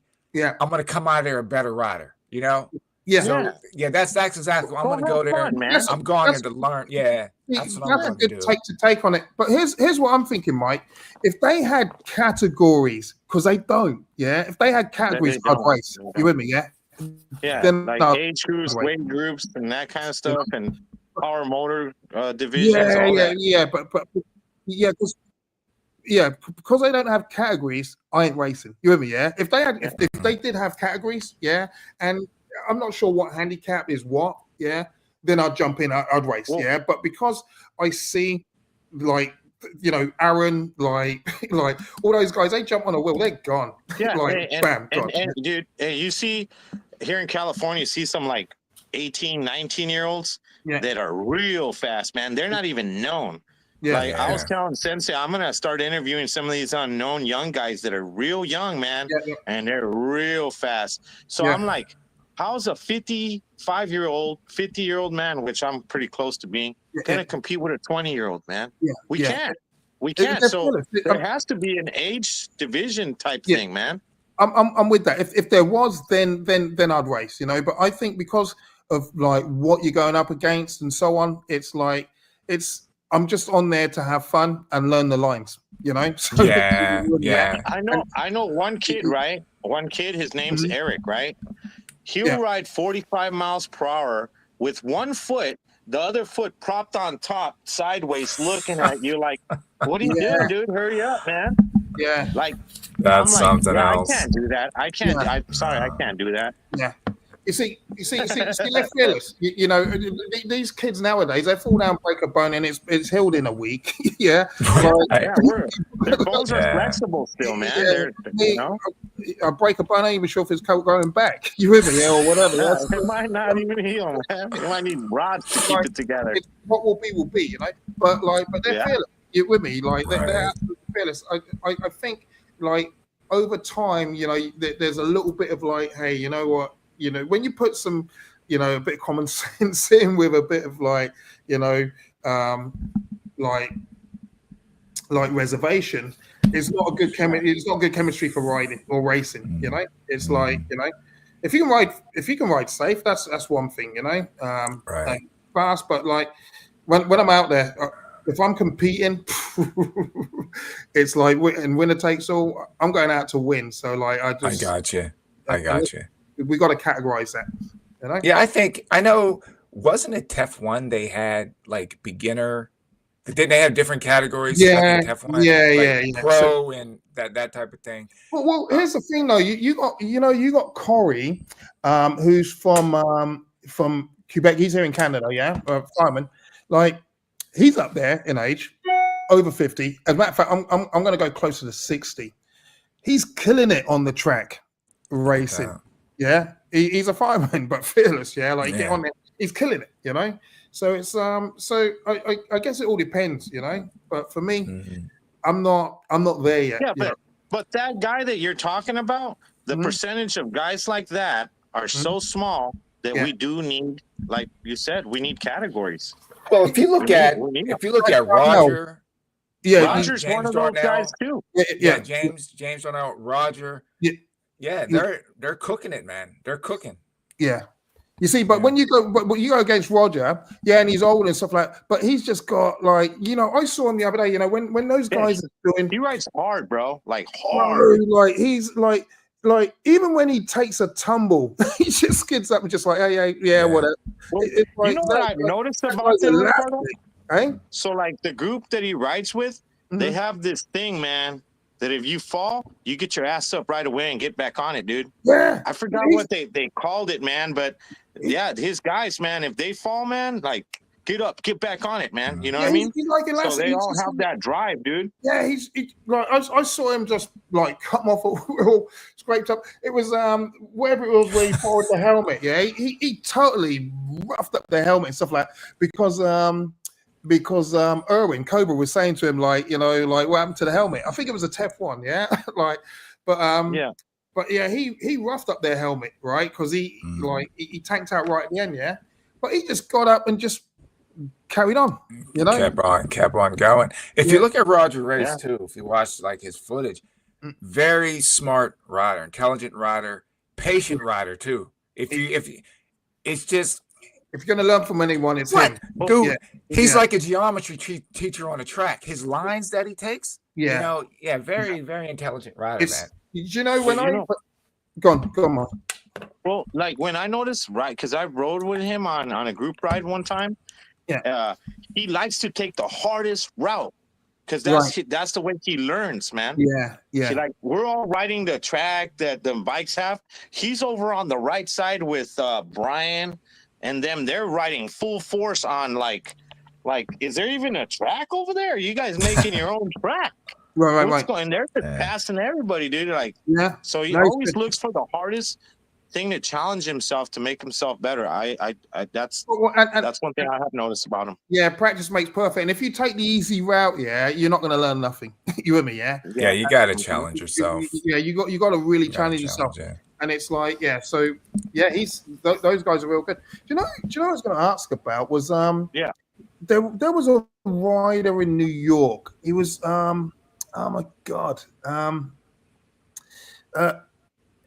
He used to ride seated all the time, and he had on the there was a part of a group. He's a singer as well. What become of him? What's his name now? Black guy. Talk about August Hill. August Hill. Yeah, where's he at? No, he's still riding. He's riding. I think he's a fireman now, if I'm not mistaken. Is he? Okay. No, he's true to one. True to one. Yeah, true to one. Yeah. Phenomenal rider. One of the best seated riders in the game. Yeah, I thought I would have seen someone like him on the race scene and stuff like that, you know, like more of that, because he used to put out some good footage, you know, as well, didn't he? And he was with Paul Eagle, right? Paul Eagle, yeah. I haven't seen Paul personally thinking a bit, but them two were rolling and hard. And he was an awesome rider too, dude. Yeah, phenomenal riders. And I think that is a really, really good thing too. Like, even if we go, like tonight, Stride's in here. Legend Ruben's in here. I had the chance of competing against both of those guys. I learned how to ride from watching Stride's video. One of the best videos to learn how to ride with. Always give Ruben his props. Dude's incredible on the wheel. And this is what's so good about what we do. And it's another great thing about going to events is like, you go there, you're coming out a better rider. And that was what was really good about going to the Wheel Life Rally. I went there. I learned from Ruben, learned from Stride. I learned from Lowell Lexina and Jesse, all these different people. It was like EUC University. You know what I mean? You just go there like a sponge and you soak it all in. So man, it's just amazing community we're in, man. I think it's important as well for us not to get intimidated by the better riders. You know, for a new rider, and what's good about the community is most of the riders I ride with, as a matter of fact, I'd say almost every single one of them, are not too good for you. Yeah, they will stop, wait, show, whatever, and they're not, you with me, and just school you along because they want to make you a better rider. So as you can stay with them, you know, and just roll with them, you know, because they don't want to handicap their ride and so on and so forth. So it's going to make you a better rider. So one day they're going to take a little bit of patience and just run you through a tough trail or whatever, but they'll school you through it. So when we go there next, we're killing it, you know? Yeah, come out much better. And this is what you were asking about earlier, Mikey. Lifer says he was on his links. Seat got destroyed, top of the handle cracked. That's it. But he had a leash on. And, that's pretty good then. That's a good thing. Ultra Supreme East Drive. When are we going to see you on the racetrack again? He said Malaysia. Good. How many people? And this is Stride's asking about leashes. He's like, how many people actually use leashes on their wheels? I don't. I used to see Dawn do that. She when Dawn's riding, she always has a lever and stuff like that. But what's the drawback of that thing there? Because is there a drawback to it? I wouldn't say a drawback. I think when they first start using leashes, people were questioning it. But I'm like, think about it, dude. The terrain that they're riding on, Marty and Roger and all them, your wheel gets away from it. It's going off a mountain. And and the same thing. If you go with it though. Yeah, but exactly. I'd rather the wheel than the wheel with me, but come on. Yeah. But not even that, man. It's the pull that you get, that yank. Yeah. I don't care about the wheel. I'd rather have my back be okay than me save a couple $1,000. Yeah, I'm with you. Well, another thing too you have to look at, I snowboard for years. And the thing is, with the snowboard, you didn't have a leash and you went down, your snowboard's coming down like a missile. You know what I mean? Down that hill. So that's another thing too. You don't want that wheel to get away and smack in anybody. So and it's not, remember, it has elasticity to it too. So it's not like it's a rope tied to you. So when you pull it, it's going to stretch, and then you can at least get the wheel down on its side to where it's not going to roll off.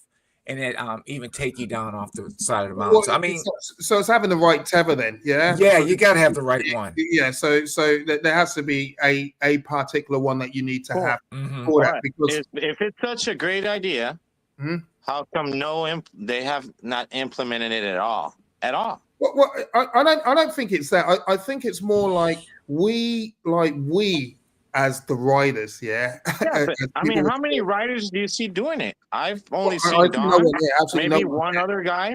Yeah. I mean, and not on YouTube. I'm talking about live, Yeah. I've only seen 2 riders do it. Really? There was one guy that had 2. Did you see that guy? He had one in the front and one in the back. And that was instead of pads. That was Daniel. Remember, he was on the show one time. Daniel, he rides out of Seattle. I believe that's the guy. You seen that before, Ricardo? No, I think I did, but that kind of made me feel. I don't think that's safe at all. At all, man. No, I don't want to be strapped in that tight. Nah, let a car grab you with that. You're going with it. yeah. But as far as safety goes, I think they're depending on the rider, depending on where you're riding. I think a leash is good. And again, you have to have the proper leash. You need something that's going to have elasticity so it stretches, but at the same time, you don't want something that's so stiff. If it does go off, it's going to drag you down the side of the hill or thing. So it has to be like a give and take. Yeah. But hey, Fresh Bones is in here, man. Oh, we got Bones in there. Captain Send It, Fresh Bones. What's happening? When is ABS? Fresh Bones. I know he's got it. No, he's hosting it with Roger. Oh, I think I think they're putting it all together. Dangerous because if the wheel has that momentum going, it goes past you, and if you're near a cliff, it can take you over.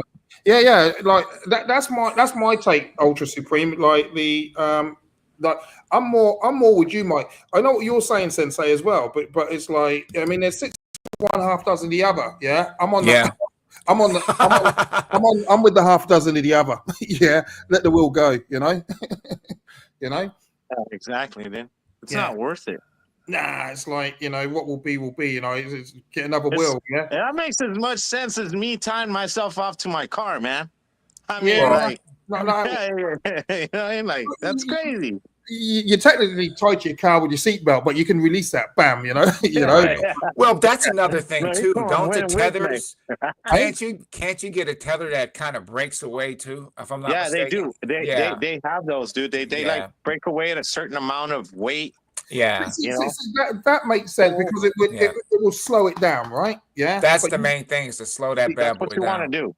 Yeah, slow it down. So if there's that, but like just thinking of that tether not breaking away and taking you, because first of all, it's going to might take you by surprise, You never know, at cliff edge, and you're going over that. Nah, man, like that's it. Goodbye, Hey, you got I think you nimbling what's happening, man. You're getting some Yeah, You're gonna talk some crap on you, Ricardo. yeah, that's my guy, Bassa from Mississauga. I ride I'll with put those that guys. down, friend. Nice. Yeah, I might be yeah, those going to guys do ABS, man. pendulums and stuff like that. Yeah. Send it. What's happening? I think I said what's up. Mm-hmm. All right, let's try to. We got what's He that? said your Sounds like shirt's on your trying to way, get rides. Sensei. What's that? Freshbone said out on your calendar, the first coffee run, October 12th at ABS. Your shirt's on the way, Sensei. Awesome. I will definitely. I'll put some mileage on that shirt. Hey, so you got E. Simon saying that we do a group ride every week here in Melbourne. Went out last night, even though it was bloody cold. Oh, they got winter there, didn't they? Eh? I didn't even think about that. Yeah, it's cold over there right now. I was watching Dell. Yeah, something else. Okay. Yeah, they have reverse seasons, don't they? So last summer was their winter. Yeah. Mm-hmm. I keep forgetting that. Yeah. Oh, just to bring us Rogers race for us old people. I don't say we're over seasoned. I say we're seasoned. Yeah, seasoned veterans. No, yeah. Hey, we're like wine, man. We're just getting better with age, man. Come on. Yeah, dude. 100% stride. Law and the cool, like I said, Law. It's like if you see him and you ask him a question, it's like classes in session right there, dude. He'll take time out to teach you strides like that too. Yeah, man. Yeah, you need people like that in the community, and I think that's what's good about the community. I mean, I saw this. Listen how like good Toronto is. It's like there was one night we went on. So every Friday they're out now. So we do a sunset cruise. Yeah, like Toronto riders do a sunset cruise. Yeah, and one night this one of the riders his S22 went down. Yeah, he was riding S22, and so we're in the middle of this place. It's called Ashbridges Bay, but it's dark, you know. It's like, but right there on the water and stuff like that. So his wheel went down, and Ian, like who rides, he goes down and does all the races and stuff like that. He's a mechanic, truck mechanic, Mm-hmm. and he repairs all our wheels. He literally grabbed out with a torch, stripped this wheel down, like diagnosed the issue, and put it all back together. It's just like nice. And it was cold, He just stripped it down for him and just put it all back together and got it fixed so as he can get home. You with me? Look at that. See? So just seeing things like that in the community, like when I see things like that, the help that that people like, we give each other. Whether it be riding tips or help you fix your wheel and so on and so forth. It's just like, it makes me like happy or proud to be part of, because I try and do my where necessary. But we just bring more people in, Bring more people in. That's the main thing, man. Is just grow it. And the more that we're seeing, the more it's going to be accepted, Yeah. Could be dangerous because of that. Momentum. Yeah. Again, I think is here. Oh, we got man. All right, Ginger, what's happening, brother? Bones, you're at the right place, man. That's it, man. He's another legend, It's like I said, you never know who's gonna stop by, you never know you're gonna run into at events. That's what makes it so awesome. So Bones, what we're gonna do next week, dude, is the 12th of October. We're gonna try to review all the events that are coming up and shed light and put a spotlight on everything. Hopefully we'll try to narrow that down either next week or the following week. I think that'd be really cool. Do you know, I think someone should have like, we should have an EUC calendar of events happening Sensei, you should do that as well, like there's a website that does that already, Ricardo. Yeah. What's that guy's name? Zach, is it Zach? Zach and them did it. Yeah, I think Zach did that. There's a website. I'll get it for you, man. Yeah. And it's all on there, man. You go on there and you can look every time anything comes up, they post it on there. So the whole year's on there. Because we need that. So if you got that, then you say, okay, like I can do this. I'll get it sent. I'll get it sent to you, dude. Yeah, if you can, that'd be good. Yep. Yeah. And then we'll bring that up on the next one, Sensei, the exact website and all that too, dude. Yeah. That'll help people out. Mm-hmm. We got Ginger.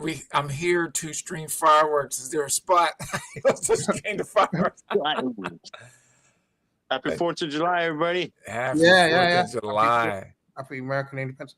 So are you Mike, so are you So you work in Mexico, and Okay, so check this out. I moved down here 9 years ago from the Bay Area, from San Francisco Bay Right. Area.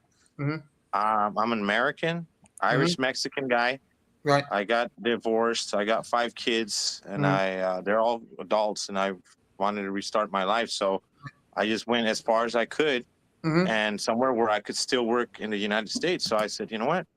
I could live in Mexico, right on the border, and work in the U.S. So, like, my rent's like friggin' $600 a month. I rent a house. Right. You know, like, food is dirt cheap. And I'm fluent in both languages. Right. So it was like, it's a no-brainer, dude. And then, I miss my kids and stuff. Yeah. But I kind of wanted to get away because I didn't want to see my ex, and you know, it was just bad blood. So I was like, I just need to restart.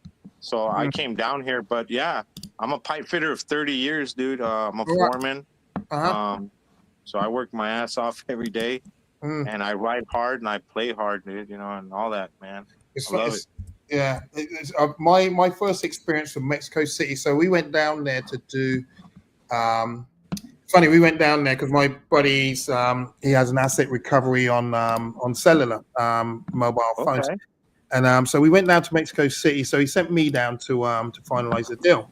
So anyway, I get to Mexico City, and I realized that we were able to acquire these phones for a lot less than what this guy down in Mexico City was giving us them for. So they're always trying to make money, bro. But this guy's American guy as well. He came in from Tijuana, Mexico. He's living in Tijuana, Mexico. So I said, I'm an hour east of Tijuana, dude. Okay, right. So I said to him, so we're in Mexico City. So I said to him, I said, we're not going to do the deal because I can get those, a lot cheaper and stuff like that. And he says, listen, let me just educate you on something. He says, the guys that I got this money from want to see a return on their money. Right? Yeah. And if I don't take them back a return, as I told him I would, you're dead, I'm dead, and everyone affiliated with this deal is dead. You gotta be careful who you're doing business with. I'm like, so I said to him, I said, listen, they sent me down here to sign off on the deal. I'm not signing off on it. So, and I'm not afraid of dying. So you just figure it out. Anyway, we ended up doing it like halfway. But anyway, long and short of the story, we go to this dingy club in Mexico City, and we see, and my buddy saw this girl and he liked her, and he says, get that girl's number for me, because he's, you know, a good looking guy, but he's like he's not very like goofy. But you know, he loves himself, right? So anyway, so I go to this girl, says, I said, my buddy wants to talk to you over there and stuff. She goes, yeah, I like you, friend, but I like you better. I said, well, don't tell him that. Oh shit. There you go. Yeah, like, don't tell him that. Yeah, he wants to get you a drink and all the rest of it. Yeah. So anyway, long and short, we introduced ourselves to these girls and that lot. We left that club about 6 o'clock in the morning. We didn't tell them where we were staying or none of that. Now listen to this, Mike. Yeah. So we get back to our hotel. Then the next day, or that same day, at midday, the phone goes in our hotel room. Yeah. And it's Ricardo, I'm like, yeah. Then it hangs up. And then it calls back again. It's like, Ricardo, I'm like, yeah. It says, hey, it's Tanya Timia. I'm like, how the hell did she get my number? Yeah, that's funny. We didn't tell her where we were staying or nothing. She just, so I'm thinking like, I felt good in Mexico City, but I kind of felt unsafe as well. You know, it's like, but you know, when you look at it like that, you know, when people tell me stories like you're telling me, right? I tell them, man, look, I grew up in the streets my whole life in the hood, you know, and in the U.S. So when I come over here, there's areas that it's like the U.S. They're nice, but then there's hood in the U.S. Yeah, I could take you to parts in Oakland where I used to roam. You know what I mean? Yeah. And you can't walk there at night. If you could, but you might leave without your clothes and your shoes, and your socks and underwear. You know what I mean? And I'm being serious. It sounds funny, but I'm being serious. Yeah. So I like when I've been in Mexico, like I'll go to Tijuana to buy stuff, but I'll never go to live there. Yeah. Never. Yeah. So you got to know like your areas. Like where I'm at, small little town. You go out around 11 o'clock. There's hardly anybody out there. Yeah, there's criminals. Yeah, there's criminals everywhere. But it ain't scary, man. Like there's some parts that I've gone because I'm originally from El Paso, Texas. Right. And Juarez was across the border. Right. And when I was young, it was so bad there. They were killing like 20, 30,000 people a year. Right. I'm serious. Look Really? it up. It was an insane That's amount of crazy. numbers. Yeah, that's crazy. And my grandfather had just died, but the week before, my best friend's sister drove a brand new car, broad daylight, and over there's a river that separates the U.S. It's called the Right. Rio Grande. Yeah. I know. She drove across the bridge into Mexico. I think it was the fifth light. She got shot in the head. They took her car. Oh So man. like there's areas, you know, it's like you Yeah. got to know where you're going. Mhm. It's like if we go to the Philippines, I've gone to the Philippines, man. There's areas where it's like you're with your family, and Yeah. there's areas where like, hey, dude, you might get put to sleep, and they might be taking your organs for money, man. Oh, Better get the dude. hell out of here. So Yeah, that's you no know, good, man. there's Yeah. good everywhere, man. You know what I mean? Yeah, I get it. So you ride across the border every day. I hear you say. Yeah. So every day I go across. I jump in my company vehicle because I work for a company. I jump in a company vehicle, throw my wheel in there, go to work, come home, ride back across, and I do that every day. And So what's the distance of the riding that you do? well, it's about 5 miles each way, That's depending not on what I do. Because sometimes when I ride, I don't just go straight across. You know, I might, because it feels good to ride. You know what I mean? And sometimes I just give it a little extra. But yeah, it's about like 5 to 7 miles each way, and that's on a daily. And then at lunchtime, when it's lunchtime, I don't use the company truck. I'll jump on my unicycle with my backpack. I got my lunch, and I'll ride off to a park because I like to get away from the job site. I just don't want to deal with anybody at my lunchtime. And I've noticed I'm a boss, man. So I notice guys don't walk and knock on my window while I'm eating lunch, and I'm like, dude, can't you just not? Yeah. Can we just wait till my lunch is over, man? That's hilarious. So like if you're only on a site. I put about 100, 150 miles every week. Okay. I'm right. On my master. Okay. Yeah, just for work, you figure what, like 50, 60 miles a week, and then about 100 of me personal riding on my weekends. Yeah. Okay. Nice. So your work. So I take it. So your actual work office is one place, and then you'll go to a location. Job site. No. Yeah. The office. Yeah. It's construction. So they'll have the company office, and then they send you off to like, hey, there's a job site in this city, the job site. So that location, I read blueprints and all that. So that location is always going to be there where you have to go, or is it just a work site that you build in? Once that building's done, then you move to another site.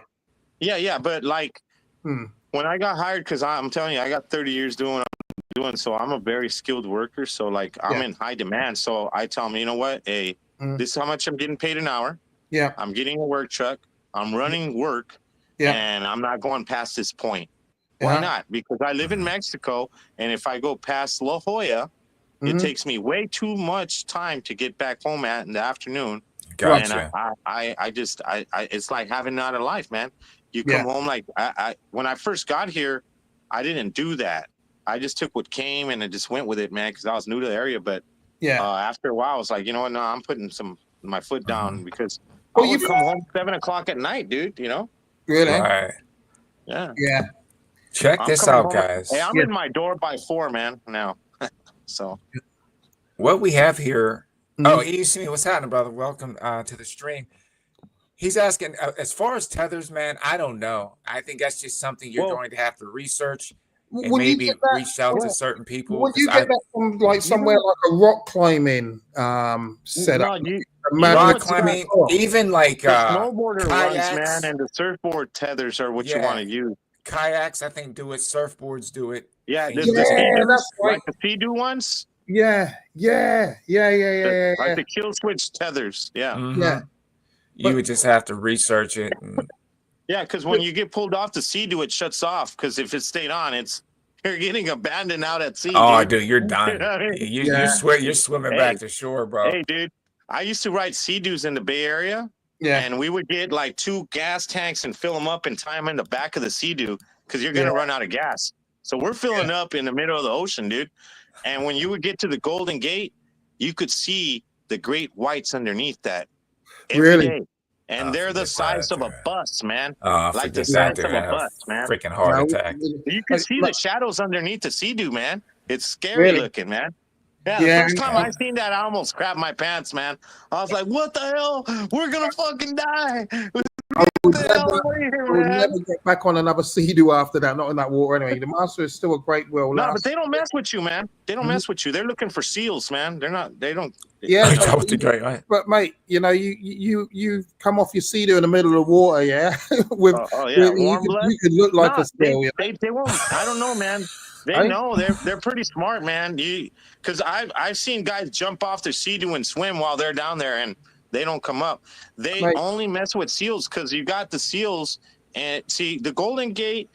They got piers, and where the piers are at, all the seals are there because they got their own little pier where people feed them and take pictures with them. So there's like hundreds of seals in the piers in San Francisco. I'm not chancing that one, dude. Me neither. Sensei, listen, right? I ain't a seal, man. I ain't a seal, man. That's like saying to someone, does your dog bite after it's you know, and then it bites. Yeah, I'm not taking that chance either, man. Before, you know, it's like, but there's always a first, yeah. I ain't gonna be the first. You with me, yeah? Yeah, they might get a liking. Yeah. Mario was rolling on the Master. Yeah, he was the Master. The Master's the one, man.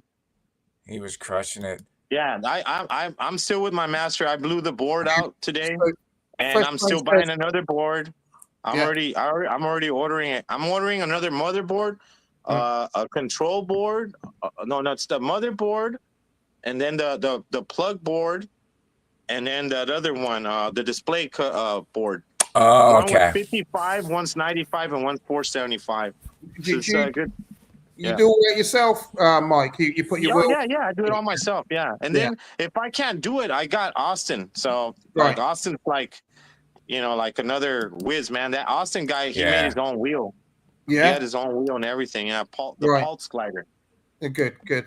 Yeah, he's a wheel wizard. That's what I call him, the wheel. But what about you, Sensei? Like, what do you do? You take your if your wheel needs work, you do it yourself. Or you it depends on what it's like. The basic stuff, rub it in. I can do. Sometimes my buddy Coquette, he'll help me out do certain things, but I'll either go to Paul Stallone, really great. I call him the wheel mechanic, and then Samuel Pacheco. Right. And what's cool too is Samuel Pacheco has a nice brick and mortar up in the Bronx. You can go there. Right. Yeah. Fixes everything. Says I saw that. Yeah. And then Paul Stallone, he has a mobile EUC workshop. Really? Eh? Yeah, he'll come to you, man, and so it's cool, man. Yeah, man. In Toronto, we used to have Ride One. They were really good. Yeah. Oh, I remember. Yeah. So, but now, you know, I mean, we got smart wheels and stuff, but like I said, this guy Ian, he's always on the race scene and stuff like that. But you know, he's our go-to guy to get our wheels repaired, and smart wheels. You know, so we only have like two real, you know, places to take our wheels. But I see Sam. He used to do a lot of videos, didn't he? Yeah. He's a great rider too. Sam can roll out, man. Yeah, he can roll. I think you tried went down there to visit him one day, didn't he? And stuff like that. I have a couple videos where I went up to his shop, and he's a big. I don't know if people can see like from the videos. Sam's a big dude. He's a big dude. He's not little, man. Sam's a big dude. Yeah. Is Sam's the one that works on your wheel? Yeah, remember. He did the tire on the RS. He rebuilt the Tesla V2 for me, and then like the other stuff I had done, like with the EX20, and then he fixed the board. That was Paul Stallone fixed the board on the RS and stuff. So I kind of divided up to where I'm going to put it on where I am for things. So how big is the riding scene in New York? There seems to be a lot of riders in New York. Now, there's a lot. Is there a lot of riders? There's a lot of riders. Yeah. Right. And you guys in New York County got about 1,000 something riders, don't you, or more? Dude, there's a lot. I can't even count them all. Like I said, San Diego County's got like 700, 800. Really? And they're not as big as New York, dude. So Really? you guys got to be way bigger. Yeah. So what's the law like then? So how's that Depending on being? what state, every state's different, Ricardo. Let's New Like York. we got more Let's talk New leniency York. than Let's other talk states. New York. What's it like in New York? Oh, hold on one second. Lorax, what's happening, brother? So this is the thing about New York. Basically, you just go and you ride. Now, recently they had this whole crackdown where they were giving out tickets. It didn't matter what you were riding. E-bike, bicycle, scooter. It was, to me, it was just, they were out just to make a cash grab as far as I'm concerned. They always say, oh, it's for the safety of the people. No, it's not. If you're worried about the safety of the people, then you'd be taking care of other things in New York. New York has other problems that are much, much bigger than PEVs. Right. But New York, them cops aren't worried about you most of the time, dude. They got more important things to do. You just ride your wheel and just, that's it. Yeah. That's it. And every once in a while you're running, you know how it is. You might run into somebody that give you a little trouble. But for the most part, I've never had a problem. And I know a lot of other people haven't had a problem in New York. You just go and ride. Yeah. And I think like with all that's going on, you know, the last thing they want to do is stop someone on a wheel unless they're riding unsafe, causing a nuisance. Yeah, like hazard and so on and so forth. Yeah, I get it. So he's talking about his links. Lorax, he said, my links from the first wheel 9 months later died, but I was in touch with E-Wheels. Oh, and the Sleep Zero error told them, and they needed a new motherboard. Okay, so hopefully they sent you out a new board. Let's see. Pretty tough. But the ones with T4 Master EX30 all just get destroyed in a big crash. I'd say a lot of EX30s out there, but that's meant to be a pretty good wheel, though, you know? Like, yeah, EX30 is solid. Again, you're going to have to put some fairings and stuff on it. Right. But as far as like performance, it's a good, solid performer. I mean, that was a wheel before the ET Max and that, like, wasn't it? And the GT Pro. It was the EX30 was the wheel, wasn't it? Yeah. Bones is funny, dude. That's the thing in New York. It's like I'm speaking for myself. I'm not speaking for anybody else. Yeah. If I'm riding down a block and I see them down there and they're like waiting, you think I'm going around the other way and I'm getting out of there. I'm not doing anything. Do you know what's going to get me? Yeah. But Electric Unicycle's done 10,000 miles on his links. Wow, that's some miles. Wow, that's pretty good. Listen, but Sensei, like, if I think soon the police or law enforcement are going to start using these things. You know what though? I don't. The military does. This is my take on it. They showed that in Ukraine and places like that, right? But like, this is my take on that whole thing, right? Okay. I looked at that and I thought about that. People have been riding bicycles for a long time, right? Look at a bicycle. Think about regular unicycles. You see more bicycles than regular unicycles. Yeah. You have people that don't even want to get on a motorcycle. Yeah, you're right. Let alone get on a unicycle. They're not. You're right. But you know what's funny? Like, so the other day I saw these two cops on push bikes. Yeah. And I'm thinking, wow, do you know, people and in Toronto, there's so many Uber riders on with their electric bikes and so on and so forth. And it just looks like they ain't catching no one. Like they ain't stopping no one. Yeah. So like, it just seemed like, you know, what are they there for? You know, they're just around and so on and so forth. So they're not out. Yeah. I could see him maybe on an e-bike, getting e-bikes, but as far as unicycles, I don't think they want to risk that, dude. Yeah. Can you imagine one of them dudes trying to chase down some? Think about it. They think they're good. They've been on a wheel for 2 weeks, and you try to race down one of the legends. Oh no, dude, that ain't gonna end too well. You know what they're likely to do? They're likely to try and recruit a U or get Irwin back in the game or whatever. You know, like that's what they're. That's funny. Yeah. I think the more, again, we're out here now. And I think it's being more accepted. There are probably going to come some laws, but at the same time, I just don't want to see laws where they're making it to where they're just digging down in your pocket to make money off of it. You Yeah, know, that's fine. I Hey, just I'll tell you what, I wouldn't mind them digging if they gave us more rights. Like if they let us insure these things and stuff like that, where if we get hit by a car, we can actually, Yeah. you know, Yeah. hey, you're gonna pay for this wheel. I'm getting a new wheel because right now, like, we don't have no damn rights almost, man. We got like pedestrian rights, but our vehicles, Yeah. and they're getting pricier, right. and they're getting pricier, man. So Yeah. can you imagine when they're like 8,000 and someone wrecks your $8,000 wheel and they're not gonna fix it? Yeah. Yeah. Yeah. You know, so I wouldn't mind them digging if we got more rights. Well, yeah. I mean, they hopefully they can do something. I know as far as like rights on the road. Now, I don't know how this is going to expand toward electric unicycles, but I think it's a good thing. So in Pennsylvania, Mm, they gave cyclists the right to actually take up the lane, and that's on major roadways. Like, now I don't want to be out on the highway, but really. yeah, so you have the right to take the lane. So it's no more, but depending on the circumstance, you know what I mean? You have to use common sense, but they're giving you the right to be on the road because a lot of people are like, cyclists and e-bike, we don't belong on the road. Yes, we do. Yes, we do. We have a right to be on the road. Yeah, so. Yeah. But so, I think we should have more right than anything too, because look, do you remember when, like, I don't know, man, you want to go back 15 years, right? Wherever, maybe even longer than that. They weren't like helping the bicyclists that much, like, not at all, you know, dude. like, yeah, and now you go everywhere. There's bike fucking lanes everywhere. Well, Like in California, if you're Mhm. gonna pass a bike, you need to give them 5 feet of clearance. That's Really? the law. That's Yeah. the law. Well, here's So, the like, thing. I think we need some of those laws implemented to us too, you know?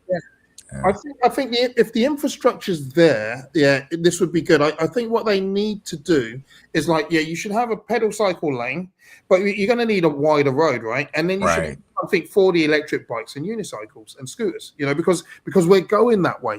You know, if you look at Holland, like there's certain parts of like Holland, where like Amsterdam, where it's like if you ain't got a bike, like riding a bike's like walking. It's as natural. It is, yeah. You with me, to jump in a car, like there's areas where you'll go where you'll see no cars, and so on and so forth. But they've got that city that way. But what I'm saying is like we're transitioning to that now, right? But like they should have like a cycle lane, and they should have a lane for like power assisted. You know, it should be, the infrastructure should be upgraded now. So on and so forth. Either that or allow us to take the slow lane and cars to respect us in that lane. Absolutely.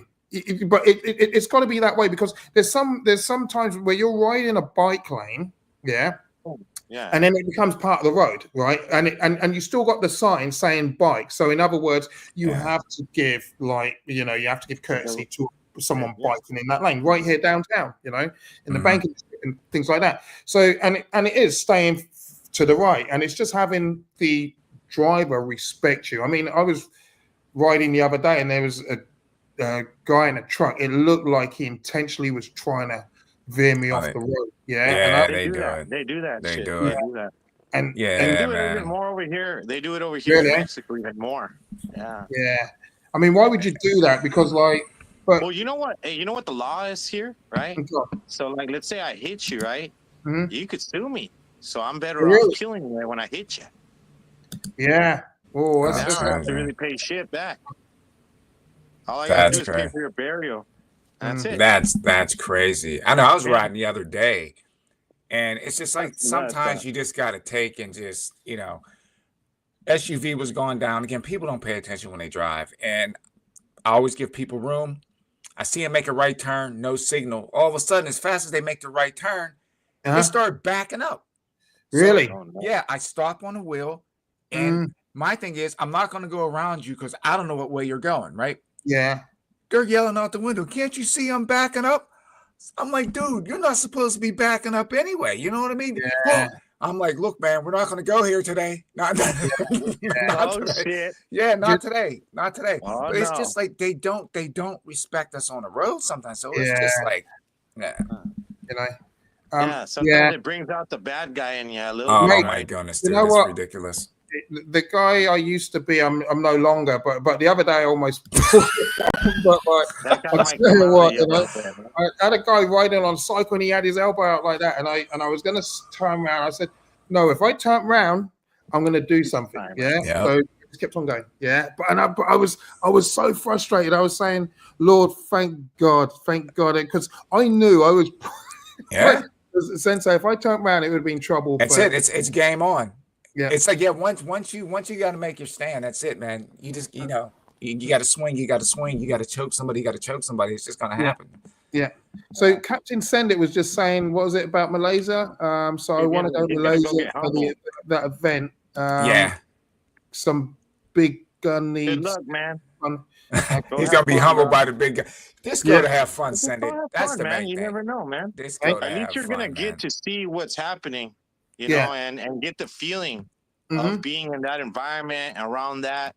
And even if you don't do good, guess what? You can always go back next year. Always go and back. the year after that. Yeah, you gotta like you got to get out there and do it. I remember when we was looking for like a kickboxing setup here, you know, because when I came over from the UK, so I was with my buddy. He's actually a cop, and he said to me, so we went to kickboxing competition. He said he told me that he wanted to join this school. I'm like, why do you want to join that? He says, because we'll be the best guys in there. I said, and that's why I'm not joining that.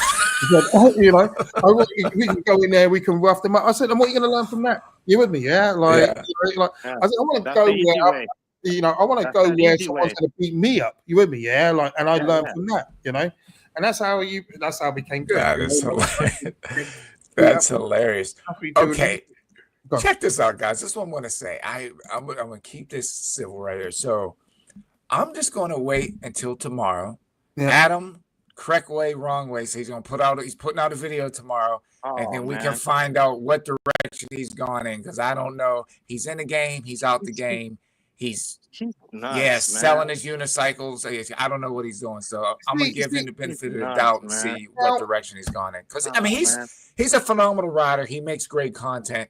But I just want to see where he's going, so I'll leave it at that. I don't know. I don't want to hum and haw about that, but like, it's I don't know. I have a different mentality about that. Yes, I think the guy, there's something wrong with him. He's going through some mental stuff, and he needs to go to get that taken care of, because he's all over the place, man. He's a good guy. Like I got him as a friend. I've talked to him for years, and ever since that thing with the girl, man, he went a whole different path. And we all know how women can damage us, man. I mean, when we're young and dumb, and we fall in love, and maybe that happened. I don't know what happened, but he needs to get his faculty straight, because he has a great opportunity and he's screwing it up. And anyone that knows him, they need to shake him a little bit and be like, "Hey, bro, wake up, bro. Look at all these people are talking great about you, and look what you're doing. You're burning a bridge that you built with all these years, all this hard work that you built. You're throwing it all down the shitter because you're acting crazy, man. Correct way, not correct way, wrong way. What's friggin' next, man? You know what I mean? Like." It's like, and it goes from weights to this to bikes. I'm like, come on, man. Diddy and those guys switched up their names along the way. Oh my goodness, you guys are crazy. But he's a good guy. He's a good guy, though, man. You know, that's why I said he needs to go get his shit straight first, man. And I'm going to go with that as well. I'm going to go with he's a good guy, but I just don't think what. In this, because we're such a small, like, anything can happen, but we all need to stick together and work together and so on and so forth. If someone's upset you, if it's Begode, if it's Libricum, if it's Kingston, whoever's upset you, deal with them personally, and deal with it, exactly. If it's like, and just get on with it, and just understand the damage that you are doing, if you come out here and air your dirty washing out here. You know, it's like I was the other day, I was in Facebook, a friend of mine, she passed away in the UK, and her daughter had put out there, had lighted up the whole family, the other side of the family, because they didn't want to keep an event at the same time as her, and so on and so forth. And she's talking about cheating husband and this, that, and the other. Oh boy. And the first thing I said to her is like, you need to, first of all, keep all that within your family. yeah, like, and go and deal with it within the family. Don't post it out here because it's like it's irreparable. You with me? Yeah, and just deal with it, you know, and just and I think it's a similar thing with Adam. He needs to just keep it within and just go and deal with it and just get on with it. If he's got nothing nice to say, just pull it back. Don't say nothing. Gotcha. You know, say nothing. Stop posting. But he's Oh man, one thing I will say, and like I said, we'll try to see what he's going to put out tomorrow. Is we never know what's going on behind the scenes. Yeah, Everyone we has don't. things going on. So We don't. It's yeah, like dude, said, I hope know? I hope that he But pulls. don't try and run a message through a message. You with me? Yeah, because if you've got Yeah. something in personal and then run it through this now, and then it's like indirectly getting a message back to her or back to him or whatever. Give us a Gotcha. message and call it a day. You know, Call it a like day. whatever it is. Yeah, like if your emotions are tied up here or if you got hurt with this, deal with that. Deal with the person that hurt you and move on. Yeah, don't bring everyone else into it. I got you. Whatever, you know. Don't. Well, let's just what got wish me, him the Ricardo? best. Yeah, Let's yeah, just stop wish him the best, and what hope he got works through me- it. You know. was that like he's one of the reasons I started writing, dude. Me too. You Me get it? too. And That's so what. for That's why I'm him going to to give him. go from this really high point that I looked at him and then go boom all the way down, then boom, and then boom, Yeah. boom. And I'm like, hey, bro, Yeah. like, hey, you know what? If I was his personal friend and I lived next to him, I'd be like, hey, bro, let me tell you something. I love you, bro, but you need to chill out, dude. What are you going through, Yeah. bro? I think I'm maybe going to leave it there don't with. tell I'm going to leave it there at don't that tell with these him guys because, nothing, like, man. because Go on, like, dude. you know, I want to say something that you know, because he is a good guy, and I just think He needs is to a good come through guy. this, but he needs to pump positive energy into what we're doing, not negative energy. Yeah, Exactly. or nothing. It's like Positive or our nothing, grandparents used to You know? say, well, Yeah. hey, if you ain't got nothing nice to say, what's the end of the phrase? You guys. You So, don't say nothing guy- at all. so what we'll do? That's what we'll do. We'll leave it at that. Let's give him Yeah. see what his message Hopefully is, it goes good, man. and it all goes well for him. You know. Hopefully, emotions giving him the new race wheel to try out or something. They might have gave him a V12S, maybe.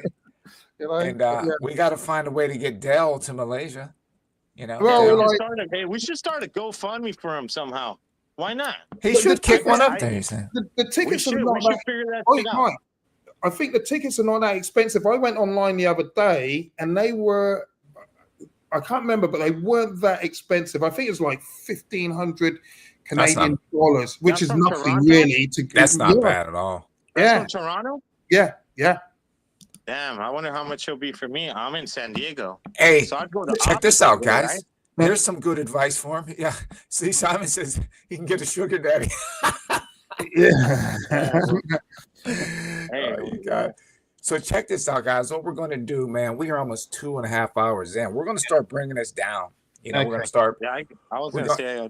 Yeah, we're gonna make our final descent. We should we should touch down within the next 5. No, Oh, man, my I enjoy being here. You know, it's just like good to like get some. I know, good some to friends, meet huh? with you guys. You know, yeah, Yeah, dude. Legends. You're Yeah. always welcome hopefully back. You go down to that. What is that? What Real Life Rally or what is that one that you might be able to go down to? So maybe you could meet Sensei in person. Yeah. So it'd either be Real Life Rally or AMP, but he'll be at both, you know. But Real Life is more supporting him, yeah, and AMP is like is Seth, and but it's supporting either way, you know. But I'm just gonna get one or t'other because I'm going to Malaysia, so I can't do both, you know. Yeah. We'll But no, man, all good. Dale. Yeah. All right, talking about OF. Oh my goodness, you guys. OF account. I'll leave that to Mikey. You can start that OF account. Yeah, we're gonna do something, Dale. We'll figure it out for you. Yeah, we're just gonna blast it. Oh, we're almost at the end here. But so what are your final thoughts? So you say you're gonna try to make it down for the Real Life Rally. Yeah. So what are your final thoughts, man? What can we expect from you in the near future? And so you'll probably see we were going to do like with so Brett and Hanson in Toronto, they used to have a channel going called PV Lane, yeah, and I was going to continue with that with Brett and Hanson. It's just getting them down pat, but I don't think, but what you're going to get from me is like you're just going to get like feedback from what we're doing down here in this neck of the woods and so on and so forth. So I'm going to do a lot more. I'm going to get a lot more involved in like finding out, you know, the pros and cons in like, you know, in this area, you know, in and around this part of Ontario or Canada, and just collate and just feed the community here, and just get out there and network and try and build where I can build, you know. So you'll see a lot more of me in the way of like out there talking to people, and trying to post a little bit of content on like what we're doing, you know, where we're going and so on and so forth, a bit like this, and coming back and feeding it to you guys, you know, and then feeding it to like Erwin and so on. So as we just pull it all into one. So you'll see me doing a bit of like out there talking to people a lot more. Good stuff. Yeah. Good stuff. Mikey, how about yourself, brother? I don't know, man. I'm just gonna be me. Just keep riding, try to help people ride and stuff, you know. Get to some races for sure. Yeah. You know, I was thinking to go to Malaysia, but now I'm just I think I'm gonna lock myself to ABS. Okay. And just go there. Okay. Yeah, because it's just a money thing, you know. Yeah. But yeah, if I do good at ABS, then I'll feel more confident to go next year. All right. I want to go because you're going, dude. Dude, just sit there and go, bro. And quit worried about it, man. I'll take. You know what, man? Me and you 1-on-1. I'll spot you 3 laps and still run you down. So that I love it. That should give you something to shoot for. But hey, everybody. Yeah. I want to thank everyone spending your Friday evening, morning, afternoon, wherever you are in the world with us. Ricardo, it was a pleasure having you on the show. Yeah. You're always welcome back. We thank you for the support because you're on here every week, you know. And to actually have you on the panels, awesome. Everyone, if you can smash that like button, we're going to try to get this video out to as many people as we can. And again, Ricardo, thank you. Mikey, thank you. And I want to say this to everybody. Remember, you get on your wheel, you ride it like you hate it. You be safe out there. You ride it like you hate it. Thank you so much, everyone. Have a good weekend. Be safe out there. Hello. Good night. Peace. And get out and ride, everybody. Happy riding. Yeah. Thank you so Cool. much. Cheers. Cheers, guys. Bye. Later. Bye.